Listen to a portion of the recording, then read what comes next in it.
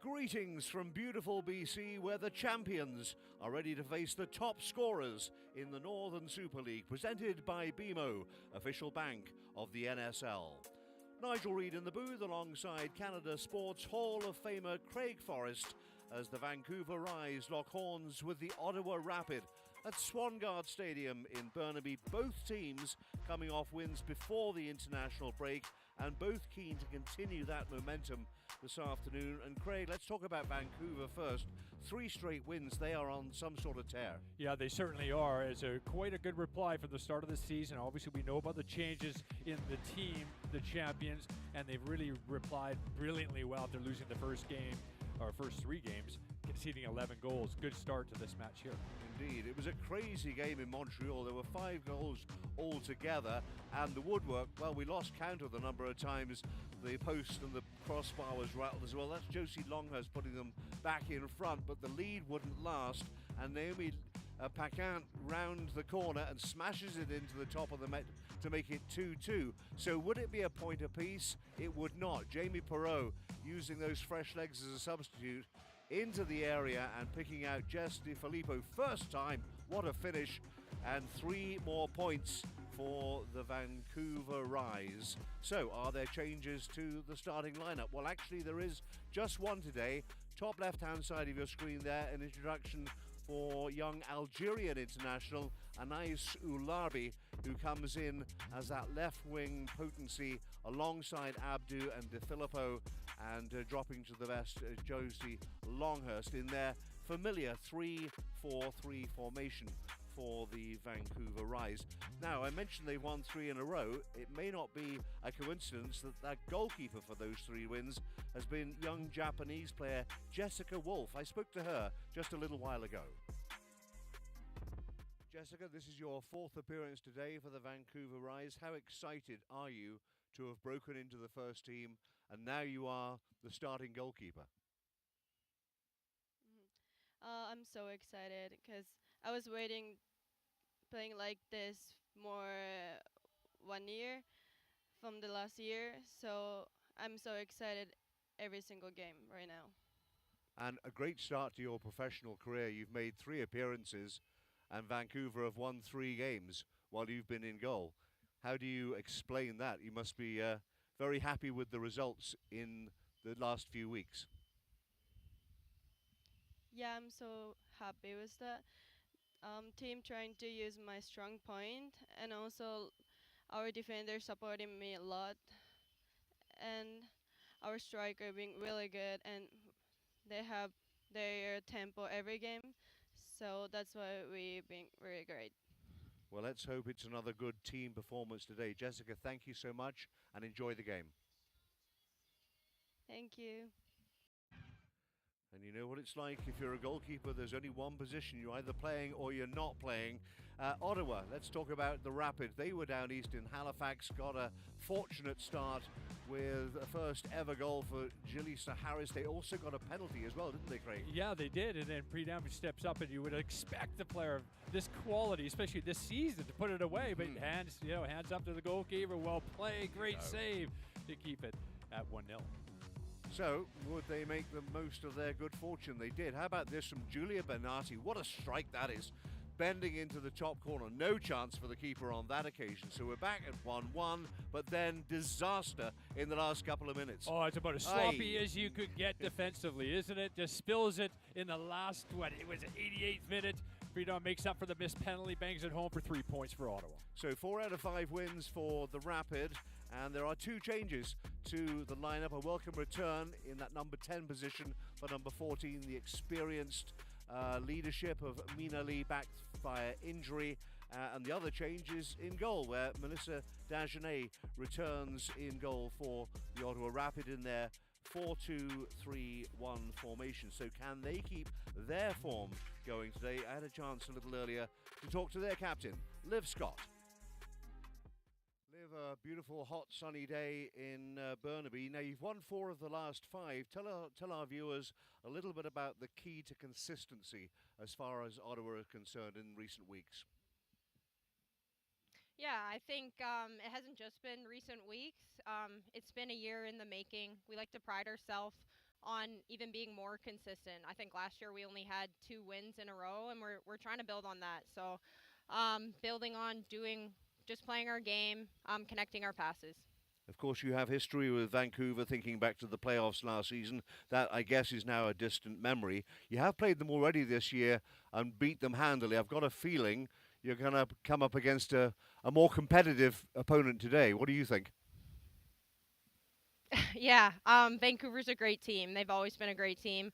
We're not happy about the last time we were at this field, how the game went. So we're excited to bring some motivation, and I think they're going to bring that right back because they're not happy about how they played against us. So it should be a good one. Enjoy the game. Thanks, Liz. Thanks, Nigel. It is hot and it is sunny in Burnaby at Swangard Stadium, somewhere around 29 Celsius, so that will mean hydration breaks. The teams are ready and so are we. Kickoff is just ahead.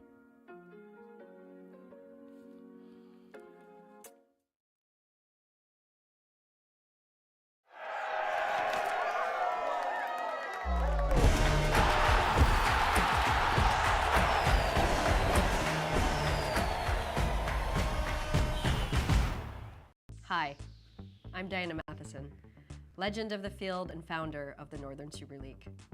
Are you wondering where to watch Northern Super League matches live this season? Confused by TV networks, channels, streams, and schedules? You could visit nsl.ca and download the 2026 schedule to your smartphone, but who's got time for that? Not me.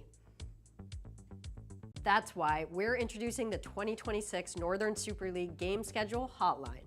Just dial 1-833-NSL Live and we'll tell you where to watch every match. It's simple, it's easy. It's like the opposite of AI. No, seriously, call it.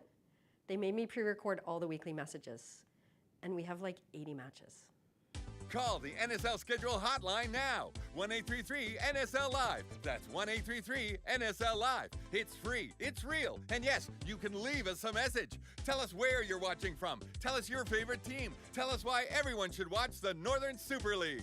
Call now, find out where and when to watch, and tune in.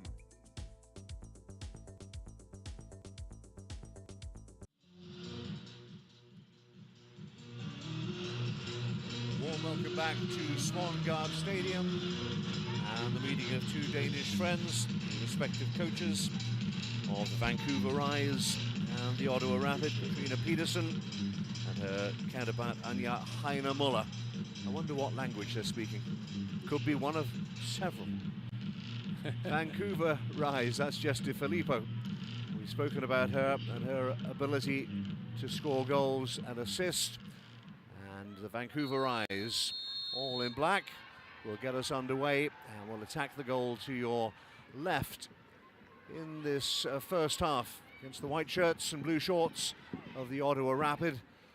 And we may mention that the last time these two met earlier in the season, it was one-sided. Ottawa won by 4-0. I've got a feeling, Craig, and I may be wrong, I usually am, but I think this might be a lot closer today. I think so. You know, both these teams are in pretty good form. And Vancouver, the champions, of course, you know, really bouncing back after those poor 3 games to open up the season with 3 wins after that. So they're playing with a lot of confidence. They're finding the back of the net, and they're certainly better defensively. So we look out for that. And the goalkeeper, Wolf, is going to get the ball here. This youngster has actually performed very well under some, difficult circumstances and under pressure, especially when you're coming in after you conceded 11 goals after the first 3 games. And you're only 21 years old. I mean, as a young goalkeeper, I don't, you know everything about what that feels like when you get your chance to be the player on the field with the gloves. Yeah, that's right. And you mentioned it. There's, unfortunately for goalkeepers, there's only one spot, and you have to work hard, and sometimes you have to be patient for that opening, as she certainly was, and she's performed well and managed to keep her spot for her 4th consecutive start. 3 appearances, 3 wins for Jessica Wolf, and she make that 4 in the next 90 minutes. As Rise make their way forward, DeFilippo might get a second chance here. Swing and a miss with the first one still going, and in the end, that'll be Liv Scott, and it's out of play. It will be the first corner, the first moment of danger inside the Ottawa Rapid penalty area. We've seen DeFilippo really, muscle players off the ball in the last few matches especially. She's just a truck through there, very difficult to mark. She's going to leave one on you too. She's very physical and direct and did very well over the last few weeks. It's been very promising for her. She picked up 7 goals, I believe, last season. Pante has made her way over to that far quadrant, will whip this in left-footed, try and get it underneath the goalkeeper's crossbar. Referee has blown the whistle, saw a little bit of pushing, so what might have happened announced nothing. Maria Arias from Laval, Quebec is our match referee.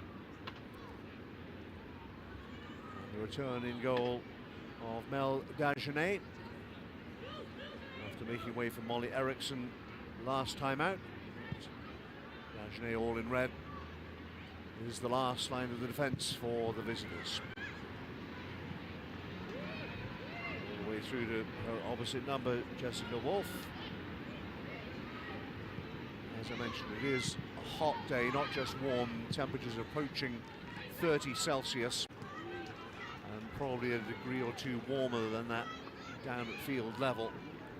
So it won't be a surprise to anybody to learn that we will have official hydration breaks at roughly the midway point of each half. Yesterday we had a chance to talk to the coach, Katrina Pedersen, and Ashley asked her about the temperature, whether she would change her approach to a match because of that. And she said no, but what we do is prepare properly, especially with hydration, 24 hours, 48 hours before the match to make sure they're physically ready. Good distance on the kick there from Wolf, and it was about giving chase. Scott had to scamper across there to knock it into touch. Camila Reyes wearing 10, the Colombian attacking midfielder for the Rise. Will be a Vancouver throw midway inside the Ottawa half of the field. Heine Muller, who leads the Rise all the way to the championship back in November 2025.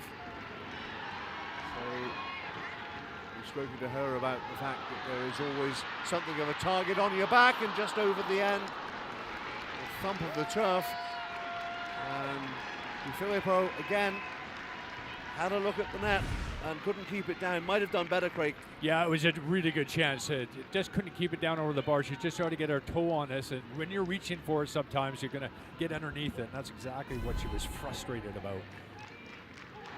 A couple of early looks for the Vancouver Rise striker, Mr. Filippo. Has 2 goals already this season. Would like to add to that tally. Cooper decides not to come. And the first touch for Kayla Adamek, the right back for the Ottawa Rapid. Gets through a ton of work on a regular basis, Adamek. Likes to get forward and support the attack.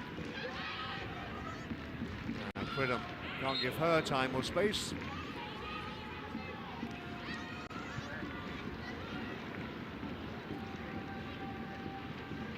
Will be Ottawa free kick inside their own territory. Vancouver working really hard on pressing high up the pitch here. See how that develops into play. It certainly has worked out very well for them in the early stages.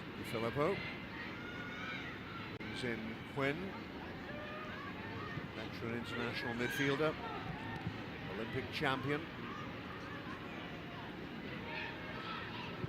Jessica Cowart for the through ball, just too much on it. Behind for the goal kick. First time these two have met at Swangard since that fateful night back in November in the first leg of the semi-final playoffs. Vancouver went on to win that by 2-1. Latifa Abdu scored a pair that night. You heard Liv Scott talking about the fact that Ottawa haven't forgotten what happened last time they were here. Adamek with the quick throw. Chu. Pridham turning. Mina Lee. Cheong, 3 Koreans, by the way, in the Ottawa starting lineup. young Naomi Lofthouse, who's been brought in on that left back berth. Chu has now been pushed forward in a more attacking role and has scored a couple of very good goals this season.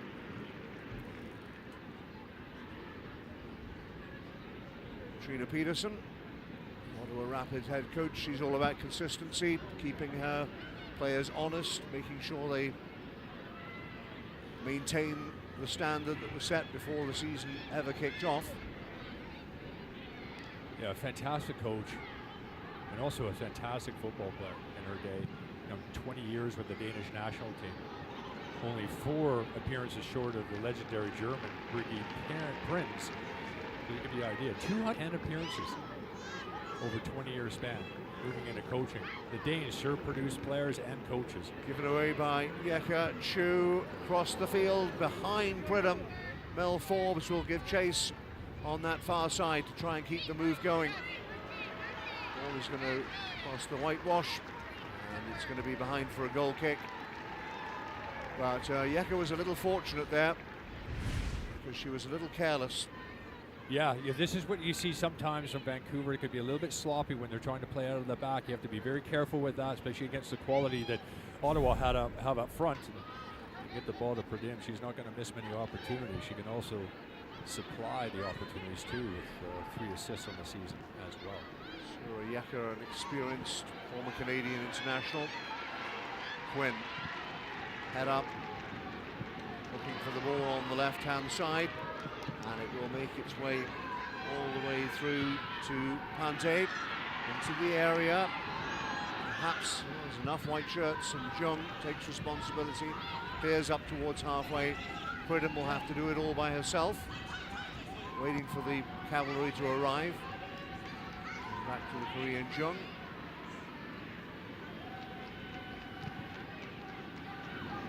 Lisa Harris and Liv Scott, regular central defensive partnership at the back for Ottawa. Generally play with 4 at the back, unlike Vancouver, who've gone with that 3-person centre-back pairing with wing-backs. Now Latifa Abdou, first chance to run and go. Abdou, has she overrun it? Dagenet had to be brave, dived at her feet and made sure she got the ball and not the player. It's got to be a scary feeling when you have Abdou running at you. She's got some pace, she can get around players, and she got a terrific shot on her too.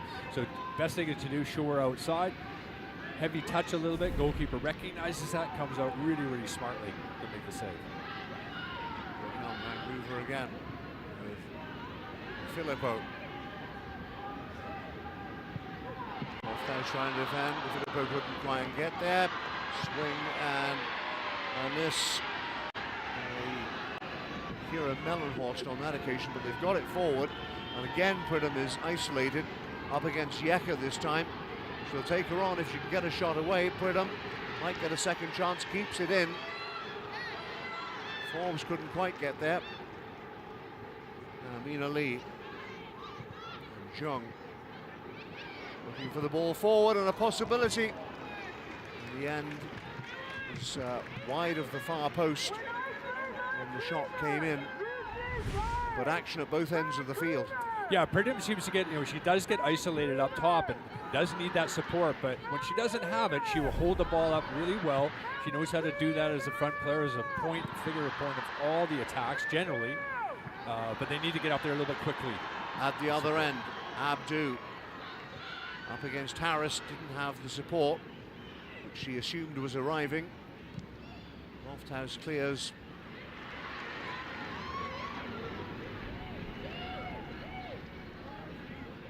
Vancouver threatening again on the edge of the Ottawa penalty area. Mina and Kira Mellenhorst just too far in front of Forbes, and out of play for another rise throw. Tori Timoth, the Australian defender, and about ahead of her. Finds its way back to Lofthouse, just 18 years of age. Yeka beats Pridham on this occasion. The long ball forward. Tumeth again. Inside for Quinn. Square it goes for Mia Pante. Keep an eye on Pante, wearing 22, bottom of your screen. Natural left footer, loves to get forward and support the attacks. You can cause fullbacks real problems. That's going to run out of play. But a lively start at both ends of the field. They've been little more than just half chances, haven't they? No, yeah, it's been exciting and certainly what we expected from the two teams in fine form. We're lucky with that last game we called with Montreal and Vancouver. Was just a cracking match, and both these teams will never say die. Both of them can score goals really, really late, as we saw in the last appearance by both sides. Sensible turn. Find Harris, and now Lofthouse brings it forward. Support was coming a little slowly, and Quinn takes over. And more possibilities here for Vancouver. That wasn't the ball, unfortunately. Made a present of it to Adamek, who clears with no pressure, but Pante wings it back.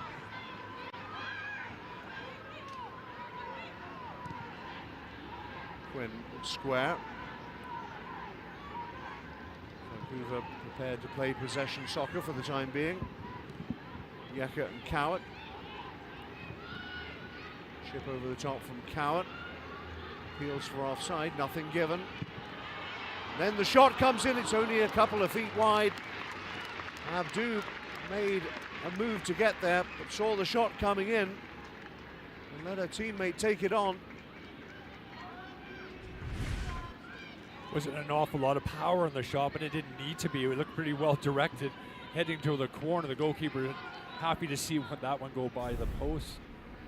Well, De Filippo has had a couple of 2 or 3 looks at goal in the opening 14 minutes, and Ottawa need to keep a firm eye on her. Yeah, Vancouver doing an excellent job putting them under pressure, and Ottawa's having a hard time putting passes together. They're looking for that consistency and try to be a little bit better at that. But not always easy when you're under that pressure constantly from Vancouver. Abdu trying to turn on the edge of the area.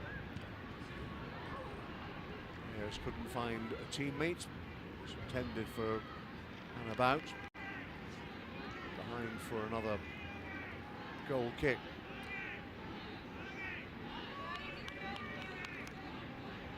Teresa Harris. Stalwart at the back for Ottawa.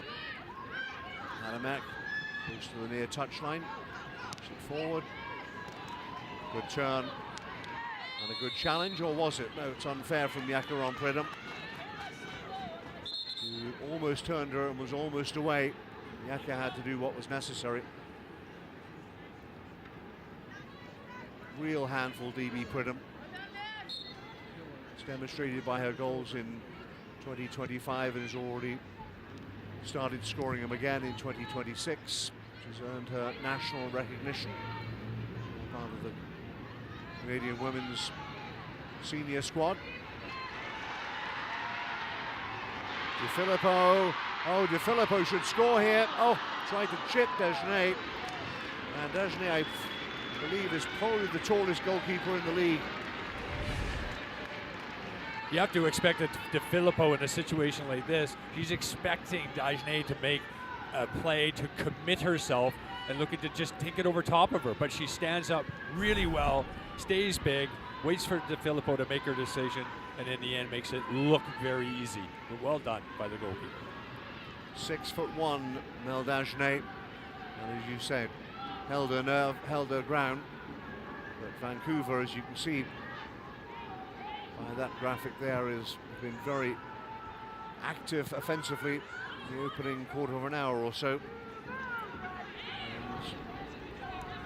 a couple of misplays defensively by Ottawa are inviting pressure from the home team.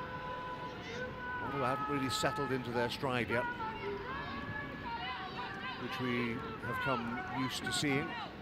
Jung finds Adamek. chips it down the line. Chu will give chase. Play, it'll be Ottawa ball. Chance to build something deep inside Vancouver territory.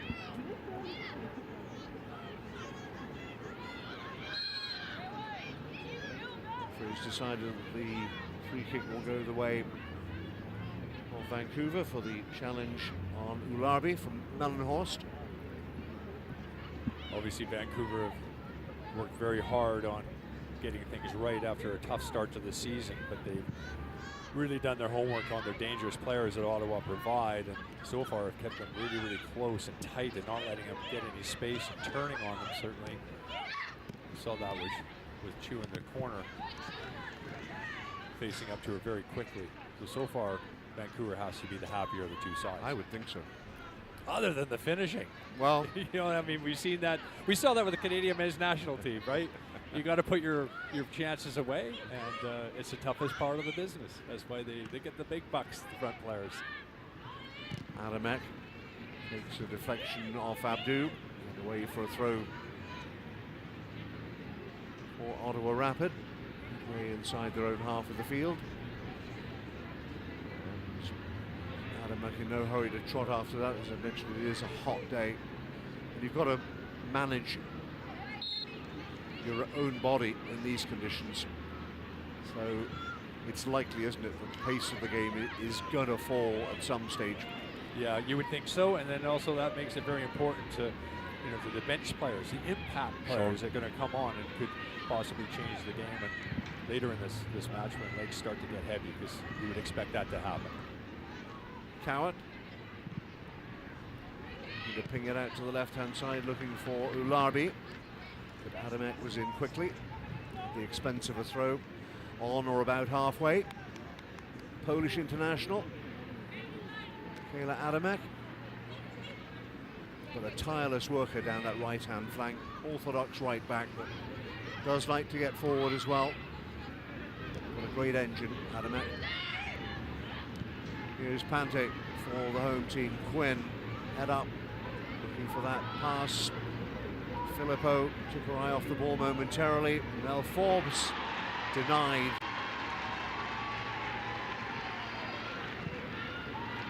Helped on by Quinn. Two in the area. Jung will bring it away. Inside for Mellenhorst. Forbes waiting on that far touchline. Little better possession. This from Ottawa. Just trying to feel their way into the game, because, as you suggested, and from what we've seen, Vancouver have been certainly the aggressors in these first 20 minutes. Mellenhorst again. Jung.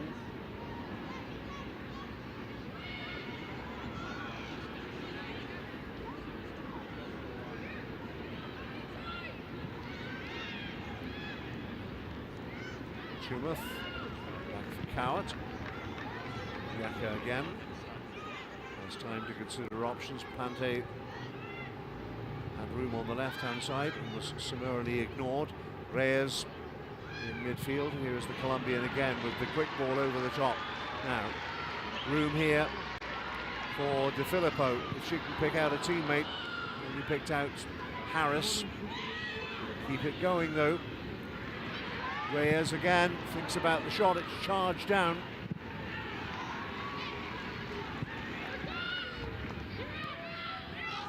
Pante, as Vancouver look for that opening goal. It won't quite come, cool under pressure. Harris. Pridham and Yeka, that's a battle that's going to go on all afternoon. And then swept out to that left-hand side. Forbes giving chase, keeps it in.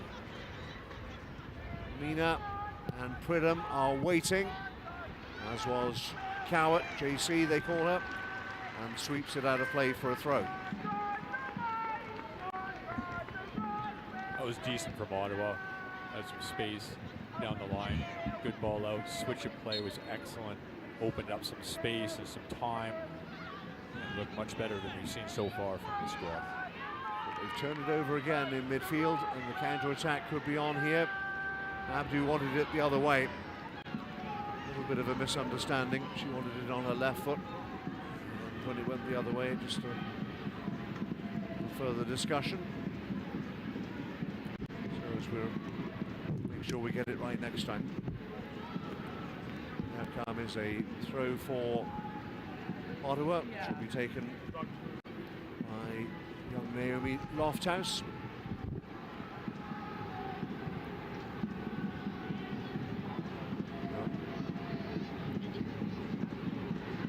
Getting involved. Once again, Vancouver first to that loose ball, 50-50 balls. Play the give and go. Abdu and DeFilippo. Mellenhorst. Felt Reyes breathing down her neck, and the Colombian is penalised.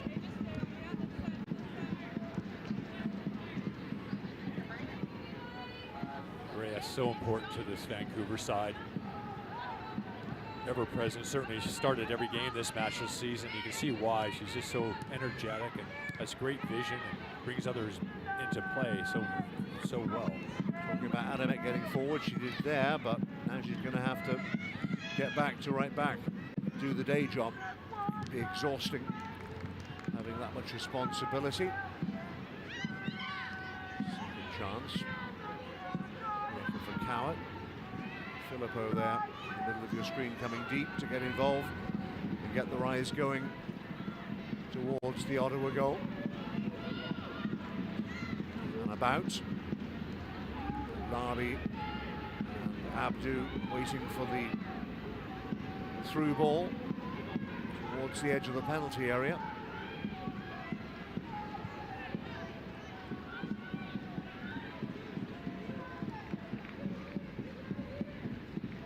Noticeably in the last minute or so the pace has dropped, as we thought it might. There is a hydration break imminent, we're told, maybe at the next stoppage in play. Now then, Pante for Abdu. See for Abdu. In for Reyes. Managed to keep on the ball. We'll get a second chance, Reyes. I'll take it, she says. And Pridham in with the challenge.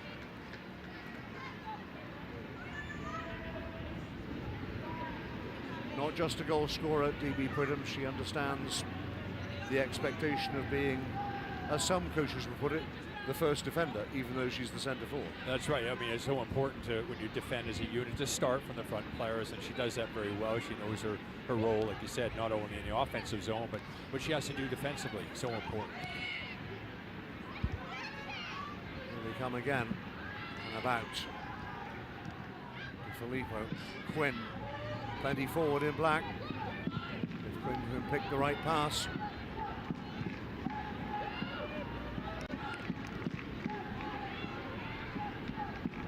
Again. Took a deflection, I think, and away for another corner for the Vancouver Rise. Yeah, it's hot.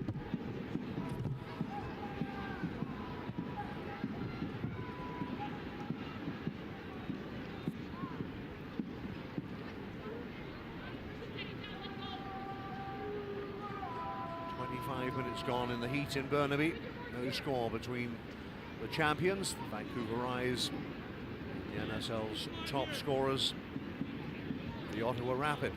Pante over there to take this corner. It'll be a left-footed in-swinger again towards the penalty spot. They're trying to Quinn, helping it on, and Abdu on the volley. Couldn't keep it down and belts it over the top. See by the expression on her face, she's just a little disappointed there. Yeah, obviously the target player has to be DeFilippo because she's so strong in the air. She does get her head on it. Comes to Quinn, puts it into the dangerous area. Abdu comes into a little bit late. She had to strike it early, and it was difficult to keep it down under pressure.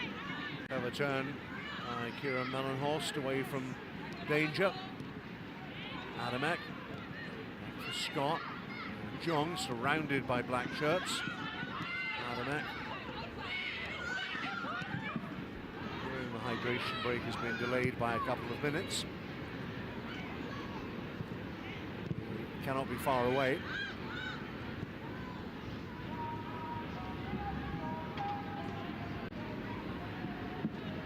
Ajne in no hurry. Pushing it for Adamek again. His first touch. Shu ahead of her. Turning is Mellenhorst.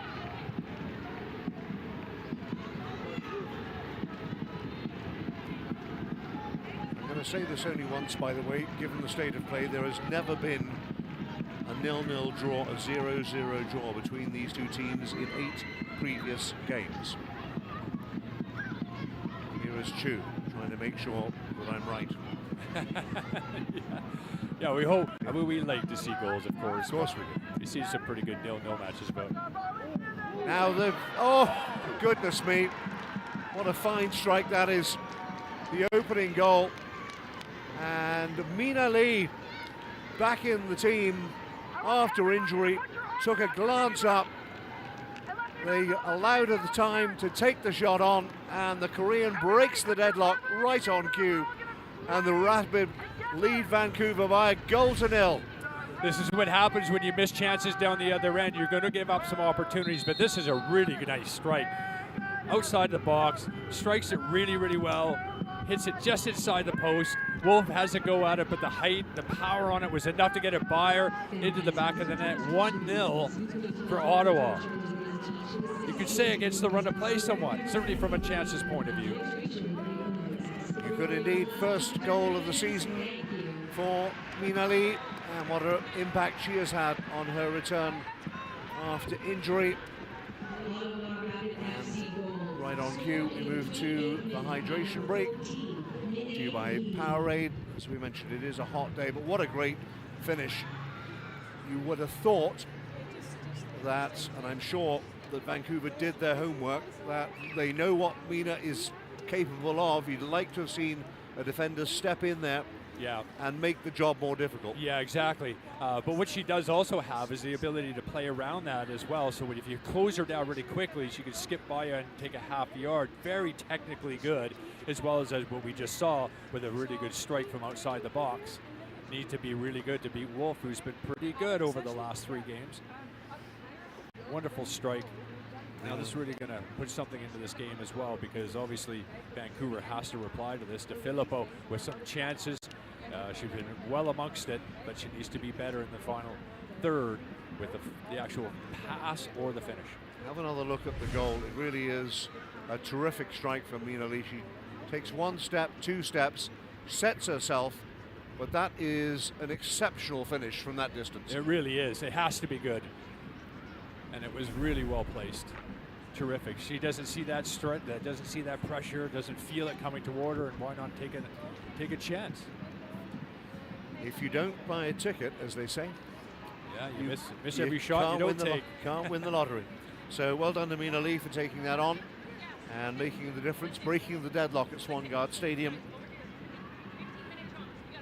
And as I think I mentioned a couple of moments ago, there has never been, and now there won't be, a 0-0 draw in this game either. So, time for Anja Heine-Muller. Just encourage her players, because you're absolutely right, Craig. I mean, the first 20-25 minutes, most of the chances, probably 90% of the chances, were at the other end of the field. They didn't take them. Then Ottawa go down the other end and steal the lead. That's just the nature of the beast, and we've seen that happen so often in football. And that's, like I said, how important it is to take those opportunities when they come, because you're always going to give up a couple. You know, these hydration breaks, we've seen it in the World Cup where they're mandatory now, right? So you're having them whether you like it or not. It's something that we're going to see probably slip into the game. But it's also going to change things, I believe, in the way people approach it. Whether we like it or not, the momentum is going to change. You see it happen in other sports, whether it's a timeout or end of a quarter.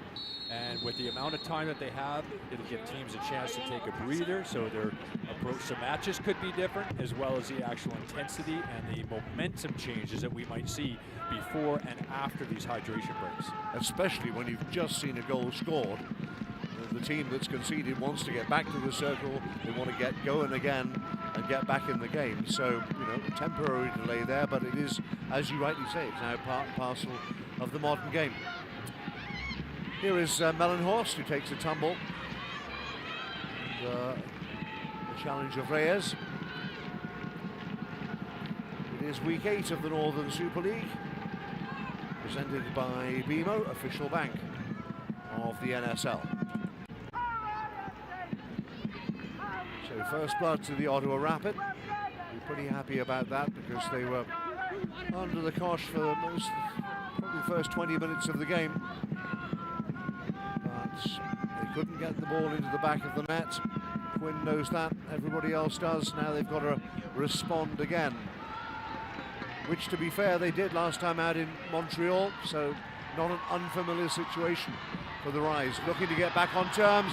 De Filippo took it in stride, but stroked it a couple of feet wide. She'll be disappointed. She saw the goal.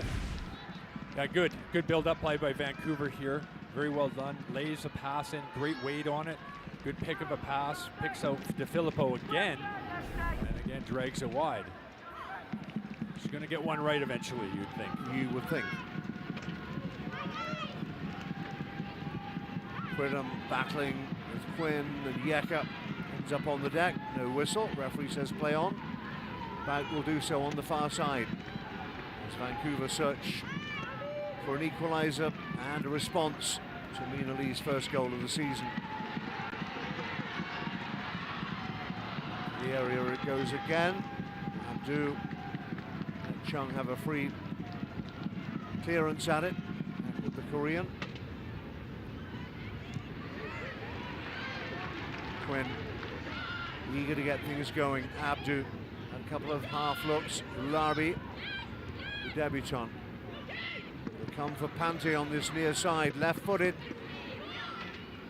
Charge down. Pante will get a second opportunity to swing it into the area. Well, that's decent. Bout will keep it in. And Jaleesa Harris doing what every good central defender does.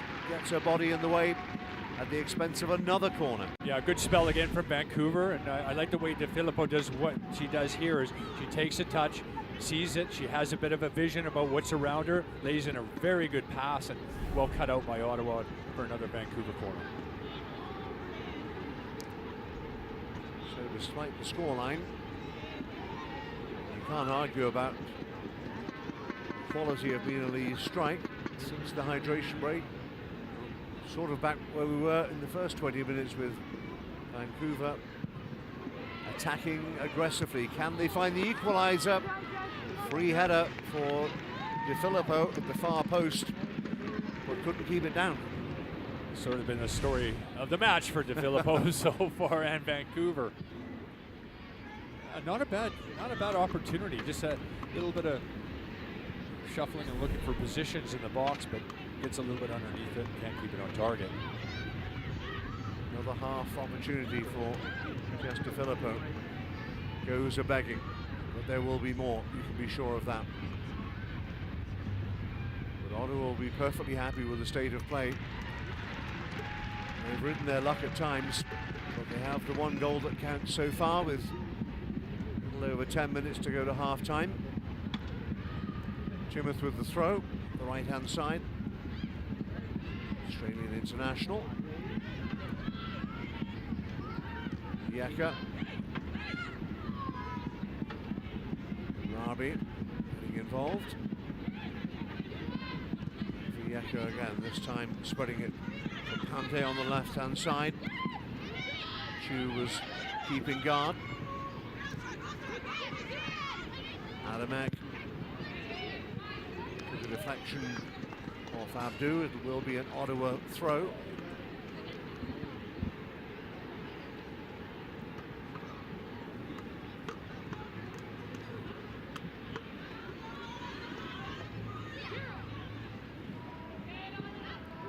On by Larbi. Yeka is in. Coward, I beg your pardon, in quickly. Filippo trying to chip it over the top. Just too much on it. Idea was right, trying to play in Abdu. Yeah, she did actually have the right idea there. That's a tough pass, but knows who she's picking out, and Abdu is certainly the target. Sure.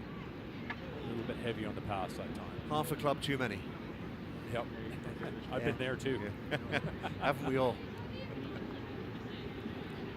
So Dagenet can breathe again, as can her defenders. They do like to play their way out, which is an admirable tactic as long as everybody's on the same page and everybody's focused and switched on, because mistakes can and do happen from time to time.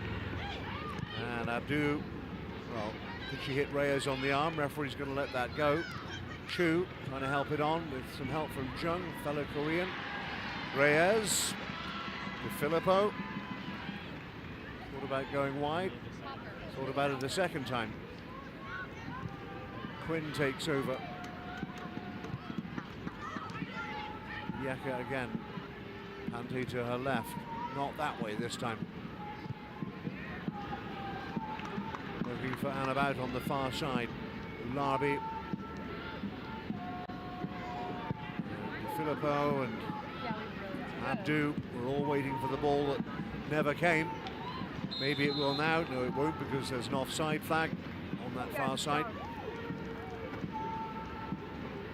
Credit Vancouver for pushing Ottawa back, and they're having a hard time getting up, and then they do get a ball up to the front. Freedom. They haven't been able to get the support up to her, so that balance has been very difficult for them to get. And that's a credit to Vancouver in the way they're playing, putting them under pressure. Like you say, comfortable at the back, Ottawa. Goalkeeper Dagenet very comfortable with the ball, but they haven't really been able to build from that and have an end product at the moment anyway. But they're sticking to their principles. Dagenet in no great hurry. Cushions it again to Adamek, not for the first time. Inside for Jung. Then the invitation for the strikers to make their way forward. So Yeka read the danger.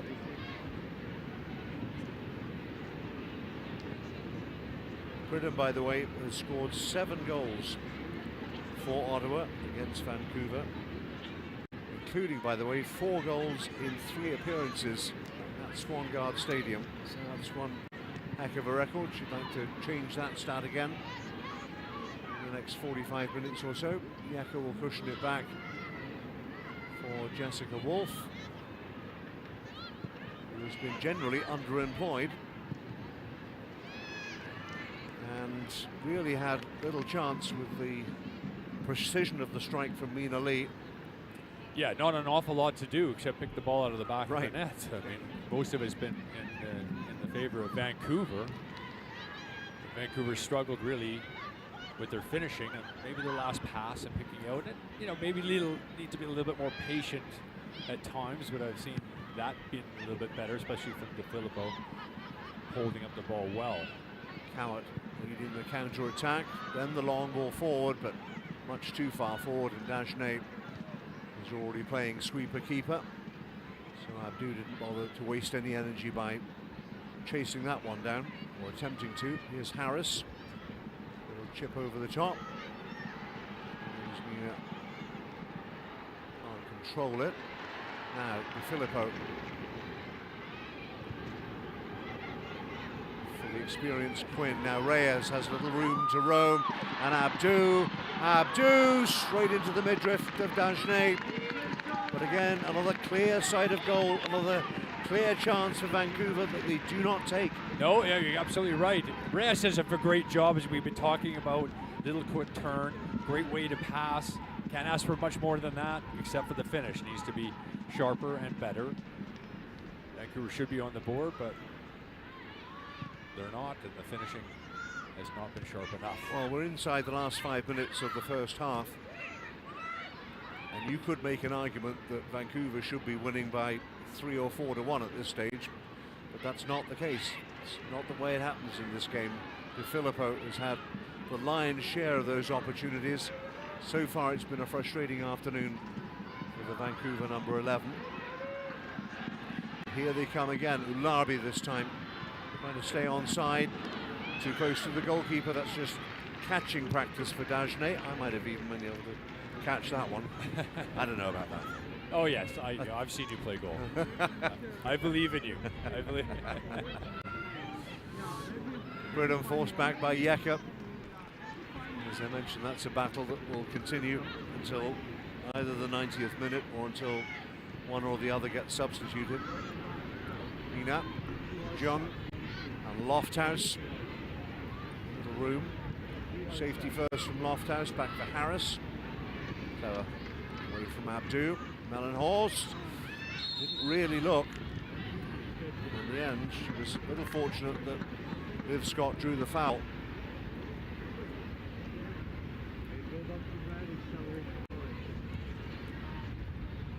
It's true, you know, that soccer players, like just every other human being, don't have eyes in the back of their head.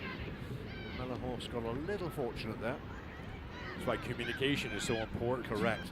That's it. Now, De Filippo, again, room to bring them forward.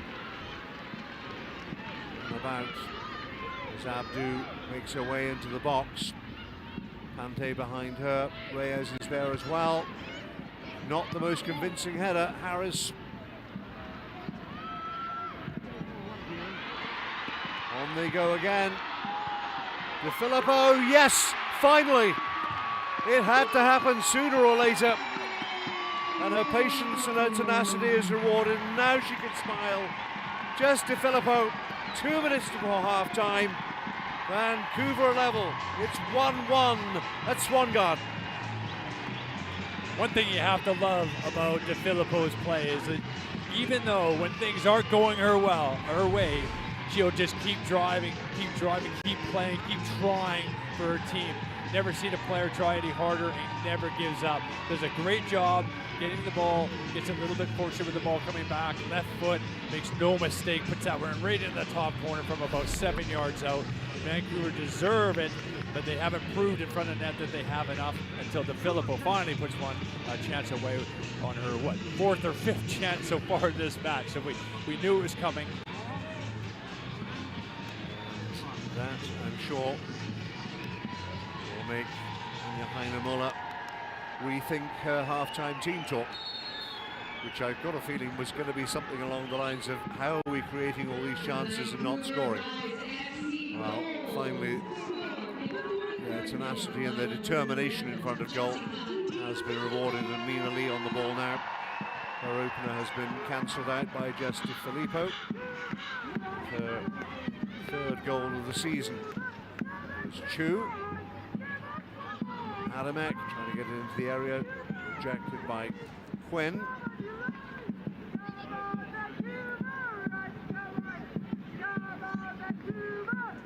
On the basis of play, Adamek can't keep it in. On the basis of possession, you'd have to say Vancouver deserved that equaliser. Yeah, I would say so. Yeah. And good for them to keep going like that. It's night and day from Vancouver that we saw earlier on the season. They're playing like true champions that they are. We know there was changes at the start of the season, and players that left at the end of last season have affected the side, and it took some time to get them going, for sure. But they never gave up. They kept working hard on the training pitch, and they've turned it right around with 3 straight wins and a really good half year. Other than the scoreline should be more in favor of Vancouver, they have to be happy. Certainly of the two teams, the happier. Yeah, you make a really good point there. I mean, losing players of the quality of Holly Ward and Lisa Buczerski and others, it did take a while to find their replacements and to bed them in and get the team up and running in 2026. And there was that sort of championship hangover. That's nothing new in this game as well. No, exactly. So we are into a minimum of 4 minutes of stoppage time at the end of this first half.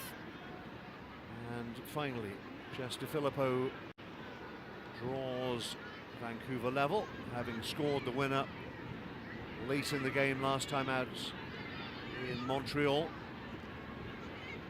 So back-to-back games and back-to-back goals for De Filippo.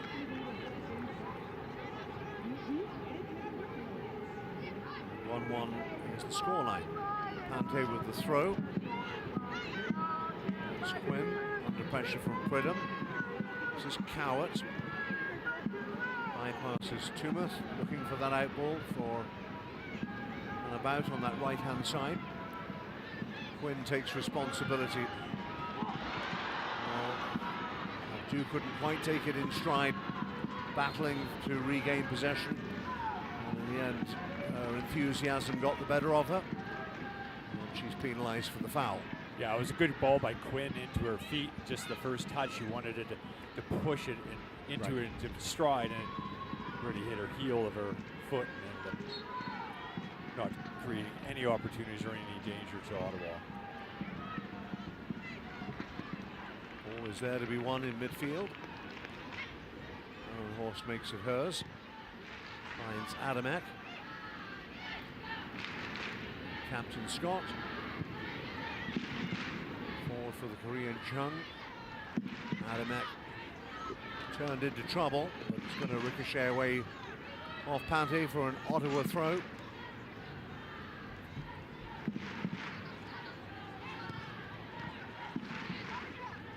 Well, you can't argue that both sets of players are put in a full shift in the searing heat.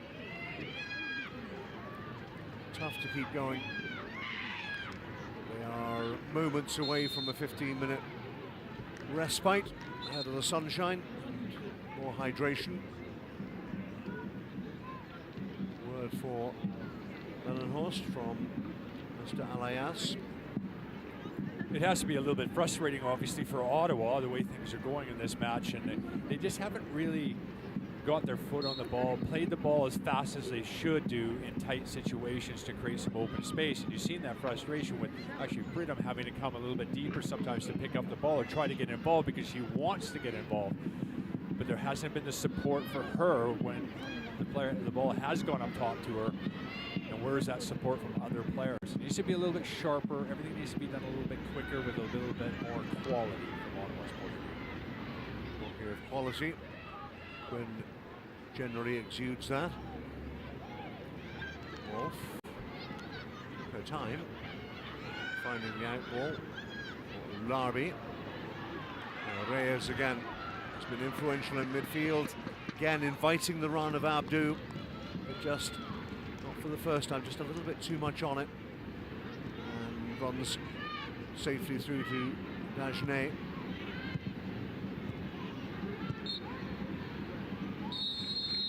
Mario Arias blows his half-time whistle. To warm applause, Mina Lee on her return from injury. Terrific strike to give Ottawa Rapids the lead with her first goal of the season. And finally, perseverance paying off for Jess Di Filippo with the equaliser in the closing minutes of the first half. Yeah, it was impressive overall by Vancouver. Like I said, it would be the happier of the two teams, and it would be interesting to see at the halftime whether Ottawa makes some changes to the side or whether they keep it the same for the first 15 minutes or so. But it's a thoroughly interesting game, and it'll be interesting certainly when you see what happens in the second half of two pretty bright teams that have performed very well of late. All square then in the heats at Swangard Stadium. Week 8 of the NSL. Vancouver Rise and the Ottawa Rapid. All square at 1-1. Watching dough rise always fills me with inspiration. Don't ever look at my savings account. The dough doesn't rise. BMO has 2 simple ingredients to make your savings rise. Great interest rates and no monthly fees. Yeah, that would do it all right. Plus, get a cash bonus for opening a checking and savings account. So BMO helps your savings grow bigger faster. Like a triple dose of yeast. You're hired. What? No, I wasn't looking for it. Yes, chef. Yes, chef. Yes, chef. BMO. Everyone watches women's sports because why wouldn't you? Because it brings us together. It's competitive and exciting and new and fresh. The women who play are so competitive, so tough, fierce, and just leave their emotions all out on the field. Everybody watches women in sport because we're the best.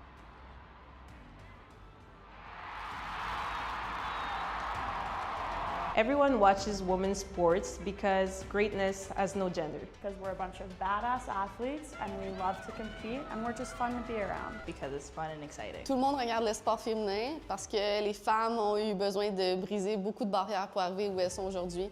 Donc ça vaut la peine qu'on les regarde et qu'on les encourage.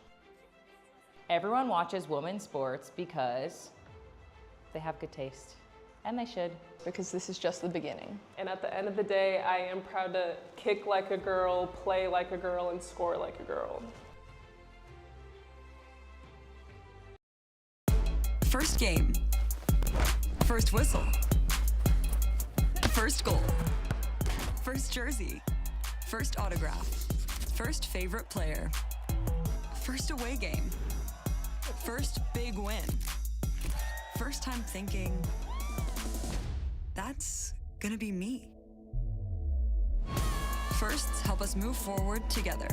Toyota, founding partner of the first professional women's soccer league in Canada.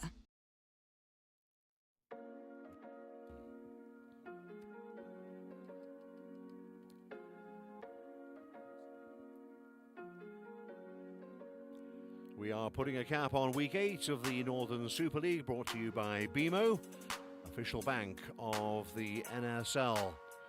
Half-time, nothing to choose between Vancouver Rise and the Ottawa Rapids, but the champions, my goodness, they had so many opportunities in that first half, and most of them fell to just one player, Craig. Yeah, Jessica Philippa, I mean, she did very well. Like you said, she's tenacious and she doesn't stop, and she's a bulldog in there, but created a bunch of chances for herself. I would just say that sometimes it needs to be a little bit more patient in her hold-up play, but when she gets in front of the net, there's only one thing she has on her mind, is going for goal. This one just bounced up. She needed to get to it early.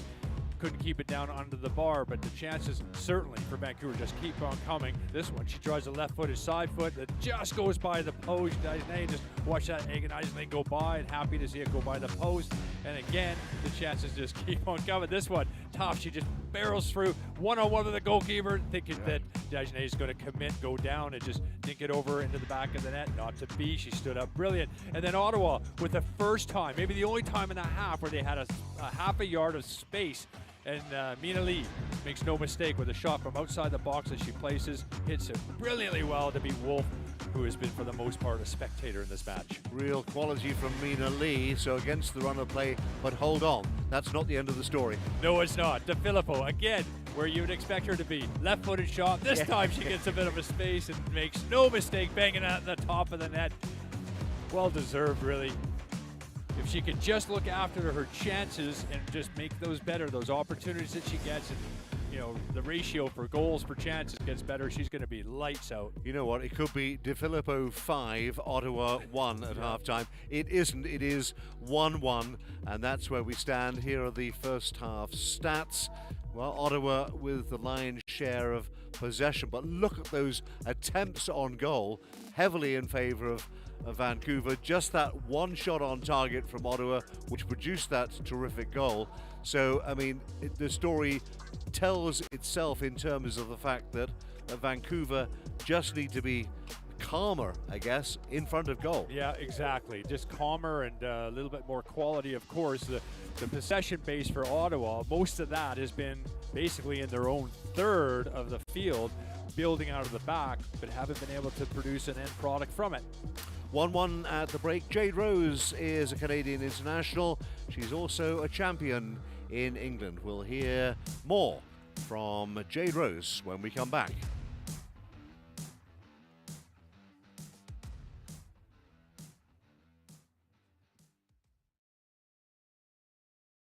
And that's it!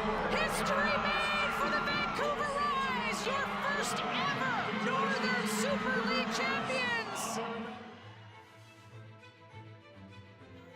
In the beginning, we didn't really do it as a team, and we came together, and I do think that helped us win the final because we knew how to respond when maybe things were not going our way. Maybe we were the better team for the whole season, but on that day, if you don't win, you're not going to win. It felt like a full circle moment. Sometimes that's just the way the sport goes. It doesn't go your way, and you kind of just have to accept that. It was like a battle, but so rewarding.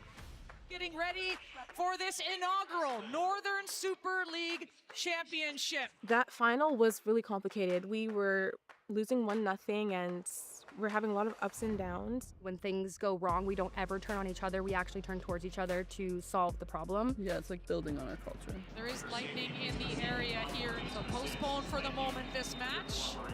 We kind of thrive in those uncomfortable situations. So it was no panic for us. This is so late, but I was like, this is gonna be like a turning point. It's gotta be. Like, it's a lightning storm. What do you mean? Like, that's wild. And then you balled. Corner kick.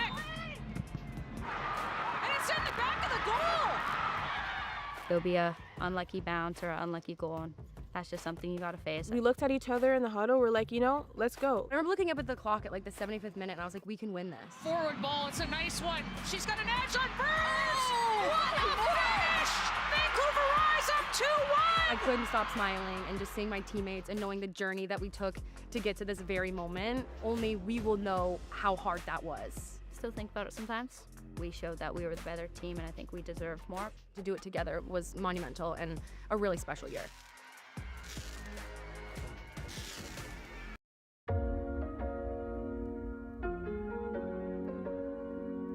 All we gotta do is win.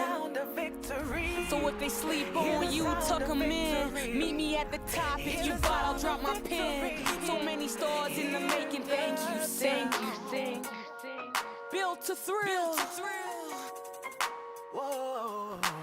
Eyes on the prize, I say passionate. I got the sauce like Diana, vision like medicine. They say patience is a virtue, so I went around the world and back again. Now NSL be on the map, no more imagining, it's happening.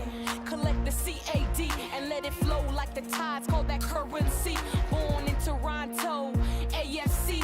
Pay the pathway for the kids so that they can dream. Say la vie, if you work hard, you da dedos.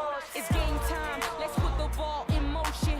Obstacles in my way, gotta rise like Vancouver. Positive mindset, negative, gotta maneuver. I work hard, cause I don't wanna be average. Gain some capital like Ottawa, kinda rapid quick. No time for low key, I keep it wild and free like Calgary. I just wanna play ball and be me. Hear the sound of victory. Hear the sound of victory. Hear the sound of victory. Hear the sound of victory. Hear the sound of victory. Hear the sound. Let's eat, let's eat.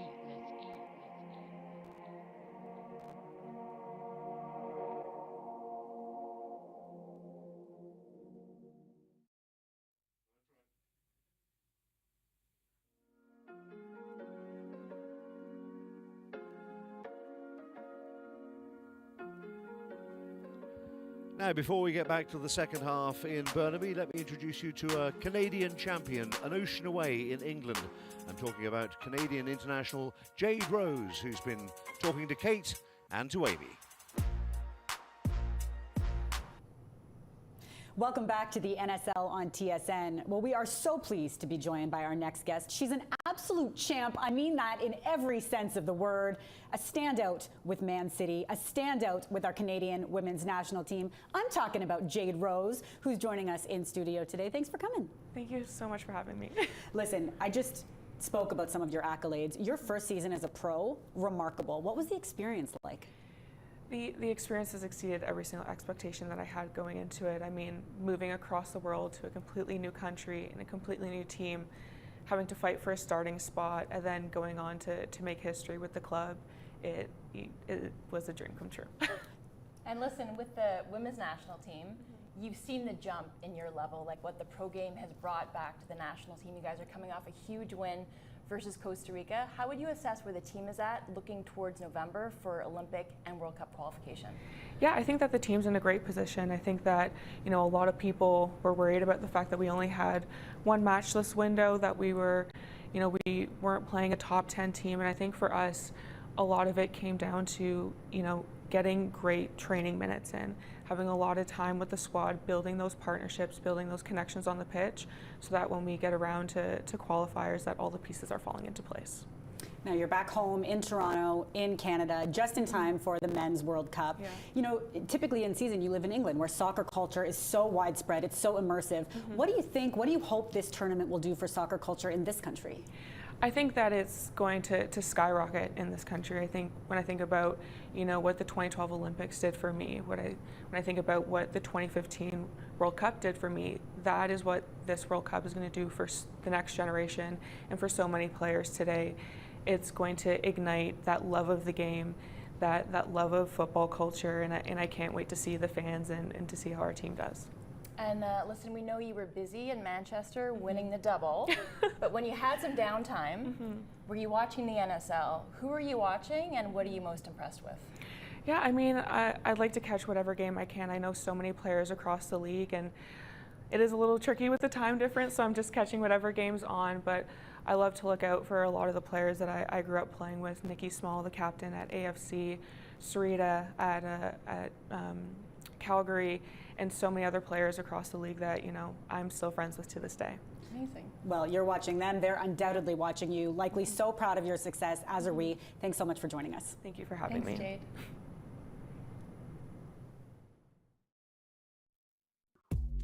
Week 9 of the Northern Super League is coming at you fast and furious. Now on Thursday morning, that isn't a typo by the way, it's a school day down east because the Halifax Tides FC meet the champions, the Vancouver Rise. That's 10 Eastern, 11 Atlantic. Then on Sunday, 2 more matches for you. The Ottawa Rapid up against AFC Toronto in the nation's capital. And then we're in Laval later on Sunday for the Montreal Roses, who take on the Calgary Wild FC. Plenty to look forward to in Week 9 of the NSL.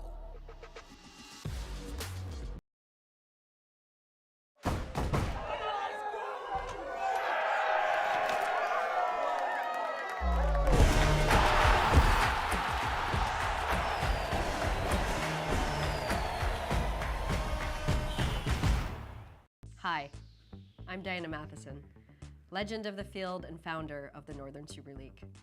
Are you wondering where to watch Northern Super League matches live this season? Confused by TV networks, channels, streams, and schedules? You could visit nsl.ca and download the 2026 schedule to your smartphone, but who's got time for that? Not me. That's why we're introducing the 2026 Northern Super League game schedule hotline. Just dial 1-833-NSL Live and we'll tell you where to watch every match. It's simple, it's easy. It's like the opposite of AI. No, seriously, call it. They made me pre-record all the weekly messages, and we have like 80 matches. Call the NSL schedule hotline now. 1-833-NSL Live. That's 1-833-NSL Live. It's free, it's real, and yes, you can leave us a message. Tell us where you're watching from. Tell us your favorite team. Tell us why everyone should watch the Northern Super League. Call now, find out where and when to watch, and tune in.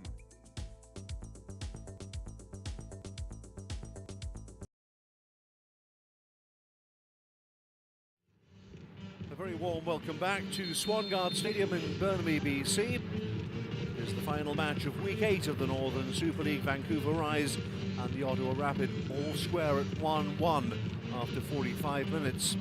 Visitors are making changes at the start of this second half. Mel Forbes and Naomi Lofthouse have been withdrawn, replaced by Florence Belzile and Johanna Friedland at the start of this second half. So 2 attack-minded players, Craig, for the second 45 minutes, and you get the feeling after what we saw in the first half that Ottawa needs some different ideas offensively. Yeah, fresh ideas, fresh legs, certainly on the left-hand side. They didn't really do an awful lot. Saw a little bit down the right-hand side, but for Vancouver, you have to credit them because this is a side, Ottawa, that can combine really well in the offensive zone if they're given space and time, and they just really haven't. And when they have done, Mina Lee stepped up and hit a bomb from 25 yards out to make it 1-0, but that was very few and far in between. Needs to be much better from Ottawa. Let's see how the subs do in the second half. Ottawa Rapid in the white jerseys, predominantly white jerseys and blue shorts, get us underway. Attacking the goal to your left in this second half. Against the champions, all in black, the Vancouver Rise. In searing heat, temperatures in or around 30 Celsius. There you are, confirmation of the changes. Belzile and Friedland on for Ottawa, and Forbes and Lofthouse with withdrawn at half-time, so maybe a different tactical look about Ottawa in this second half. Having survived, and I think that's not putting it out of context, pretty much a first half onslaught from Vancouver, and yet they get to half-time all square. Yeah, they're fortunate, so they have to try to work on that, build on that. I think the support for Prudhomme up top needs to be there. She just has not had it, and I would expect Belzile to certainly play a little bit higher up, trying to support the front player. Yeah, Belzile we'll often see as part of that front three for Ottawa.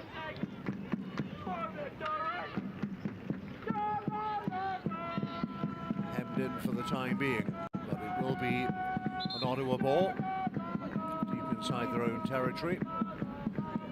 It looks as though Chu, who started the game in an advanced position on the right-hand side, has now reverted Craig back to her more traditional left-back role. Yeah, it's interesting because she did very well in that offensive zone, but obviously left back is really a place where she's very comfortable with, obviously, but in recent weeks she's done very well on that side, and scoring and assisting.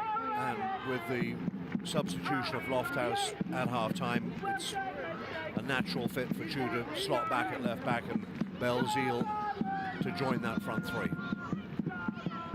So we'll see whether that makes a significant difference as far as the Ottawa Rapid is concerned. Certainly Katrina Peterson is hoping so.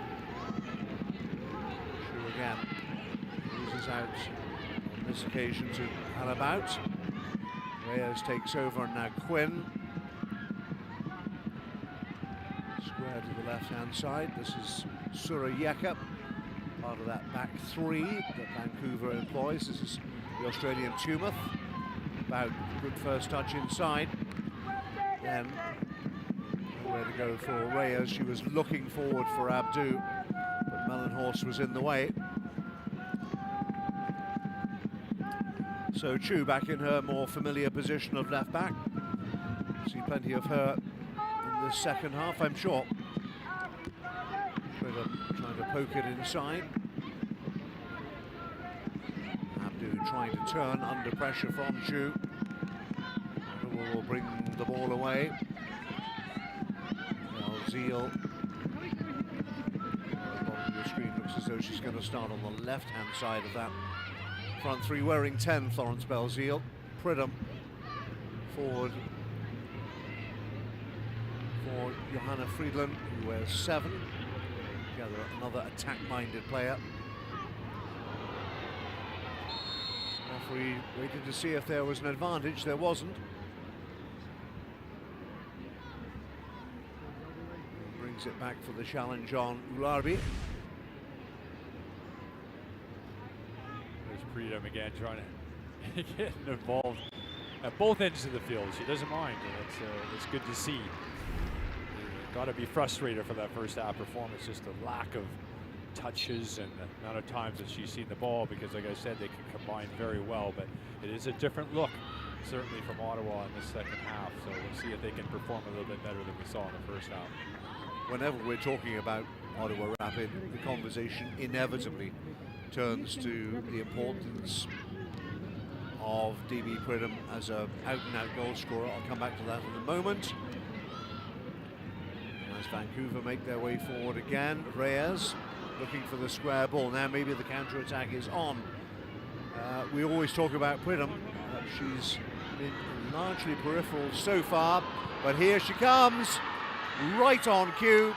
DB Prudhomme within 5 minutes of the restart. The smile tells it all. She doesn't need an invitation to shoot. She's the most clinical striker in the Northern Super League. And Ottawa are back in front in Burnaby by 2-1. Talk about clinical. The 2 chances really that they've had. This is really brilliant. I mean, from Ottawa's point of view, the substitutes have had immediate effect. Freeland's running with the ball. The terrific run from Freeland here does a brilliant job getting that space, but the pass was perfect. Laid on. Terrific finish. And an uncharacteristic giveaway by Reyes in the other zone, and they break away with the fresh legs with a brilliant run brilliant pass, and just to match that with a terrific finish. No chance for the goalkeeper. Sees her come out, lifts it up into the top of the net. She knows exactly what she's doing in that area. Fourth goal of the season for the deadliest striker in the Northern Super League, DB Pridham. Can shoot with either foot, equally comfortable, right or left-footed. You just saw the power and the precision. One-on-one with the goalkeeper, you put your bottom dollar on her to score there. It's true, Nigel. I mean, just the way she runs onto the ball, you get the composure is there, and the vision. She has a look up, sees where the goalkeeper is. It's almost like things are in slow motion when it gets to that stage for her. And Vancouver, for the most part, we've seen them do that very well, protecting her and not getting her into the game in the first half. But the changes that they made Ottawa at halftime certainly have made a difference very, very quickly, and they are absolutely clinical when their chances have come. 2 for 2. 2 for 2, exactly. Mellenhorst ends up on the deck, and now Filippo, I think, is going to get a yellow card for delaying the restart. It goes into the referee's notebook. First yellow card of the contest. Yeah, DeFilippo, not uncharacteristic, not unfamiliar with being booked. You know, for different things, you can get frustrated there, and that was really a silly yellow card to give away. It was unnecessary. Suffice to say, Jess DeFilippo will have to be on her best behaviour for the remainder of the game, as Ottawa look to threaten again, having got themselves back in front. Chu trying to get there before Abdu. Yellow card caution, Vancouver Rise FC, number 11, Jessica DeFilippo. Confirmation of the caution for Filippo. Given away by Vancouver, the goal scorer. It's noticeable, isn't it, how deep Pridham is prepared to come to get involved and get Ottawa moving in an offensive fashion.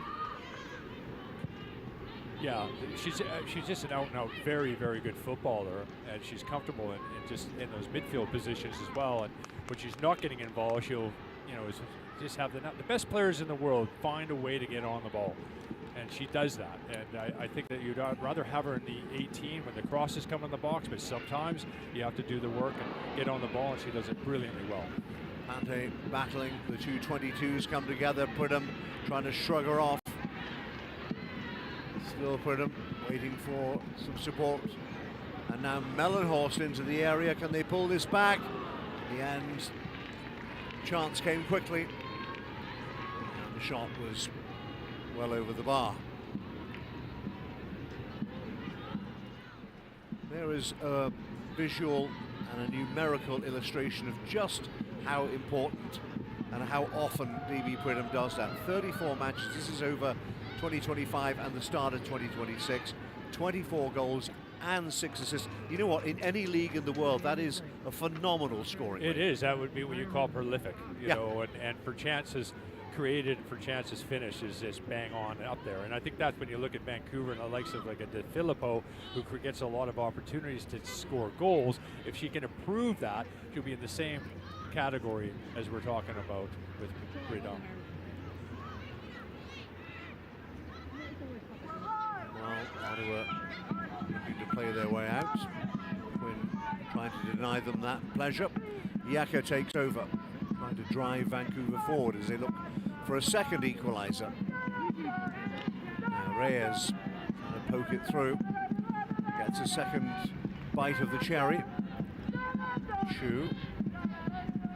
Harris up towards halfway, only as far as Cowart. That'll run all the way through to Dagenet. I think there are some things that you can't be taught in football, soccer, call it what you will.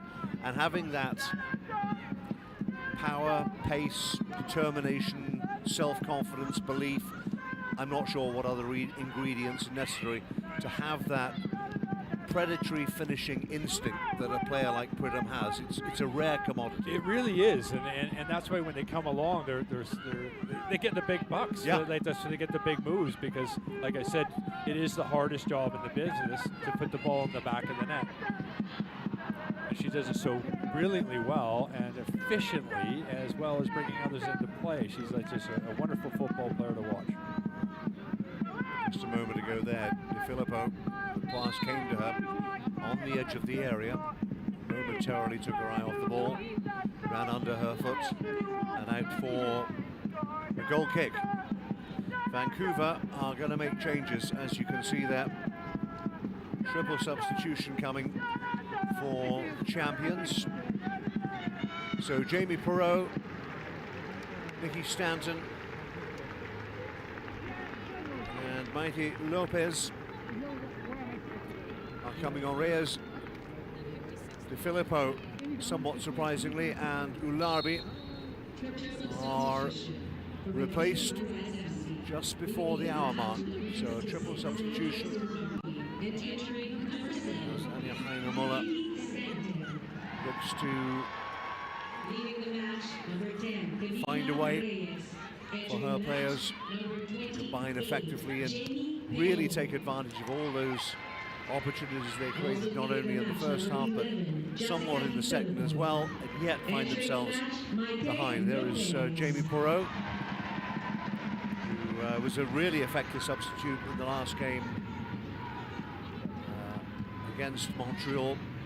Made a bursting run down the right wing and laid it on a plate for Filippo's winner. 3-2 victory over the Montreal Roses.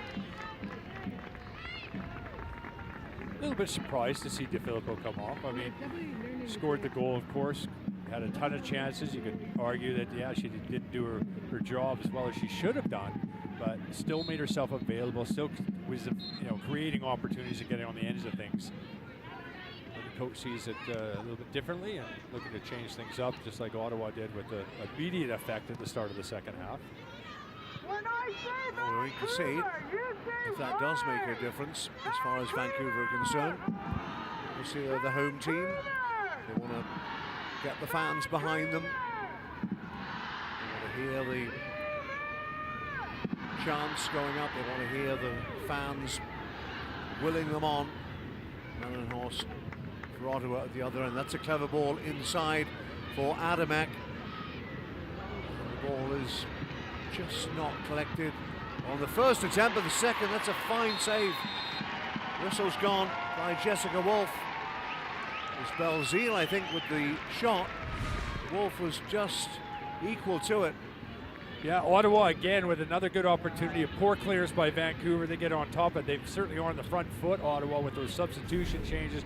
And finally, a really good save by the goalkeeper, Wolf, in net for Vancouver to keep it at 2-1. Really important save. I don't think it would have counted, as it turns out, because of the free kick. I did hear a whistle. It was, by the way, Mellenhorst, just to confirm, with that powerful shot, which Wolf turned aside. But I've got a feeling it wouldn't have counted. Meanwhile, at the other end, here is Perreault on as a substitute, thinking about it. Jamie Perreault looking for the square pass. Now there are possibilities. And the opportunity fell to Lopez. Just on as a substitute. Not a bad opportunity either. Really gets played into place here. Now picks up a pass, waiting for it. Good patience from Vancouver. And a good block, good defending. Closing down that space on Lopez. Adamek and others in the way, so net result is a corner. I think Nikki Stanton is going to take on that far side. There's Stanton up towards the penalty spot. Ball is loose. It's going to run away for a Vancouver throw midway inside the Ottawa half of the field. Pante with it. Perreault against Mellenhorst. Mellenhorst did well again. Little live wire in midfield. First season in the NSL for Kira Mellenhorst, and making quite a reputation for herself. Adamek on the charge, on the flank for Ottawa. Early ball forward for Fridland. And the assist for the go-ahead goal, Fridland. Another player who's come back from injury, like Mina Lee there. Couldn't quite take it in stride. Jung. Stanton hacks it away. Freeland again. Ottawa piling the pressure on Vancouver. Mina turning. There's Chu. Now Belzile for Ottawa.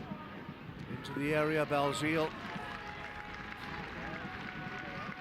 Tumouth match the run at the expense of a corner. Looks like he's taken a bit of a knock or twisted ankle maybe on the block as well. What a difference from Ottawa. Great substitutions. Freeland has been excellent, the number 7 as from coming on, just causing all sorts of problems for Vancouver here in the early stages of the second half. So Ottawa with an opportunity here. From the set piece, it's towards the back post. It's behind for a goal kick. Liv Scott trying to get up there. He was the captain.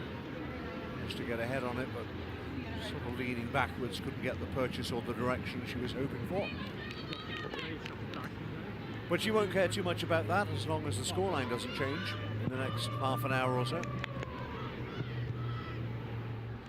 Scott again in a more orthodox central defensive header. Adamek, her captain. Harris.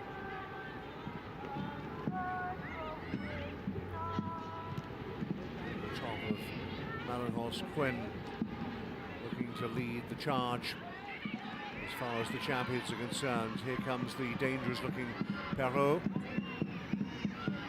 Perrault watched all the way. It's a useful ball into the middle. And Lopez couldn't quite get on it. Needed to control that first time. Just a slightly heavy touch. That's clever again from Pridham. Wholehearted in whatever she does. Now Tumouth for Vancouver. Harris. Mina scored that excellent opening goal. And a loss for Jung in midfield. Ottawa somewhat teasing Vancouver. Just playing keep ball for the time being. And that saps the energy of your opponent when you're just chasing shadows sometimes. Adamek, can she keep it in? She doesn't. And that's what we've become familiar with Ottawa, is keeping that ball in possession. Combination plays are really good. Balance from back to front is usually very good. And they struggled in the first half to get that support to Pridham. She never got on the ball enough, but you see when she does get on the ball, she has that acceleration of pace and can get by players, get past players so quickly. And for Vancouver, you just don't want to get the ball into her feet because she's going to cause troubles. It's possibly the understatement of the weekend. Yeah. I mean, she really does that. I mean, Chu chipping it forward all the way through to Wolf. And of course, Vancouver know all about her. Everybody connected with the league. Oh, maybe not the goalkeeper. Well, perhaps not. Hit him again. I mean, her work rate is exceptional. We've talked about her finishing. She's very much. I mean, I'm not sure there's such a thing as a complete player or a first player on the team list. But if I was coaching, I can't think of too many other players that would be ahead of her on my team sheet. No, she's just solid all around. Yeah. Just a wonder to play against and play for Ottawa. And you can just see she's a level above several of the players out there, you have to admit.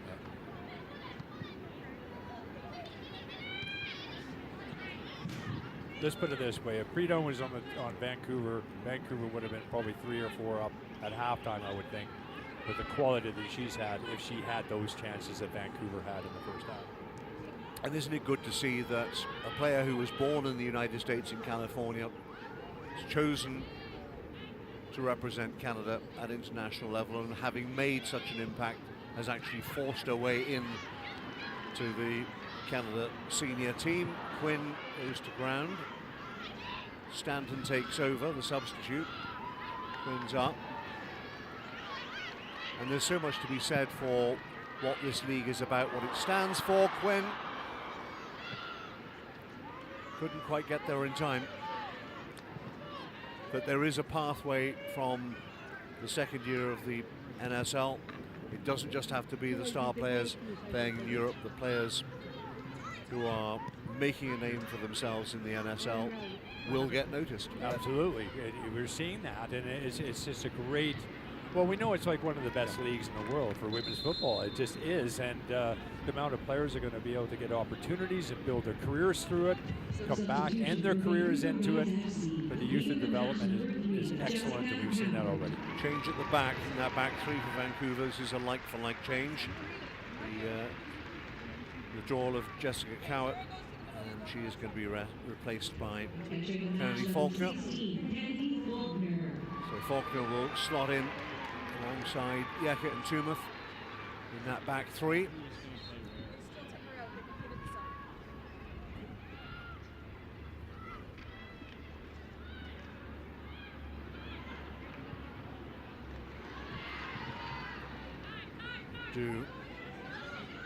Couldn't make it hers. Now then, Perot has made it hers. Is she going to take the shot on? Trying to find Abdu. It was just ahead of Vancouverized number 99. And a little careless at the back from Ottawa. It was a careless on the ball. Perot just jumps all over this. Very slow to react, Ottawa. And now it's just about picking out the pass. This has let Vancouver down on a number of occasions in this match that needs to be better. And again, that's going to be frustrating for the coach and the team. Just approaching the midway point of this second half. Ottawa have led twice. Vancouver equalized shortly before halftime. But DB Pridham, being DB Pridham, have made them pay within 5 minutes of the restart. So Vancouver threatening again, as they did so often in the first half, but again, sloppy pass allows and eases the pressure on Ottawa. Stanton a little over physical, called for the foul.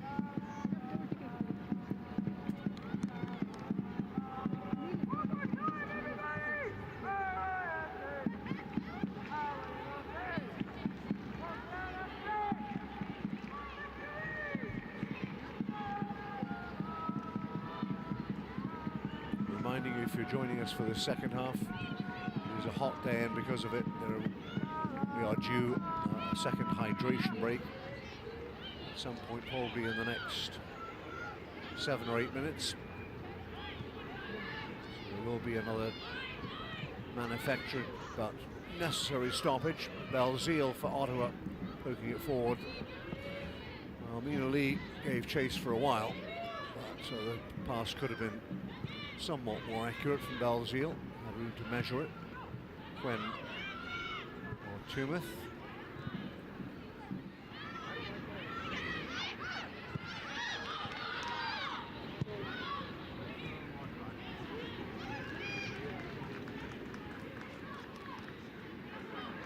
Ottawa preparing another change of their own. To see the evolution of Sadie Waite on her way, but we'll confirm that when it takes place. Mina Lee might be the player. Come off. Belzile should have taken the shot herself. Adamek blasted it. Big ricochet. Scott trying to keep it going for Ottawa. Jung plenty ahead of her in white. Harris trying to thread the needle. Friedland for Adamek.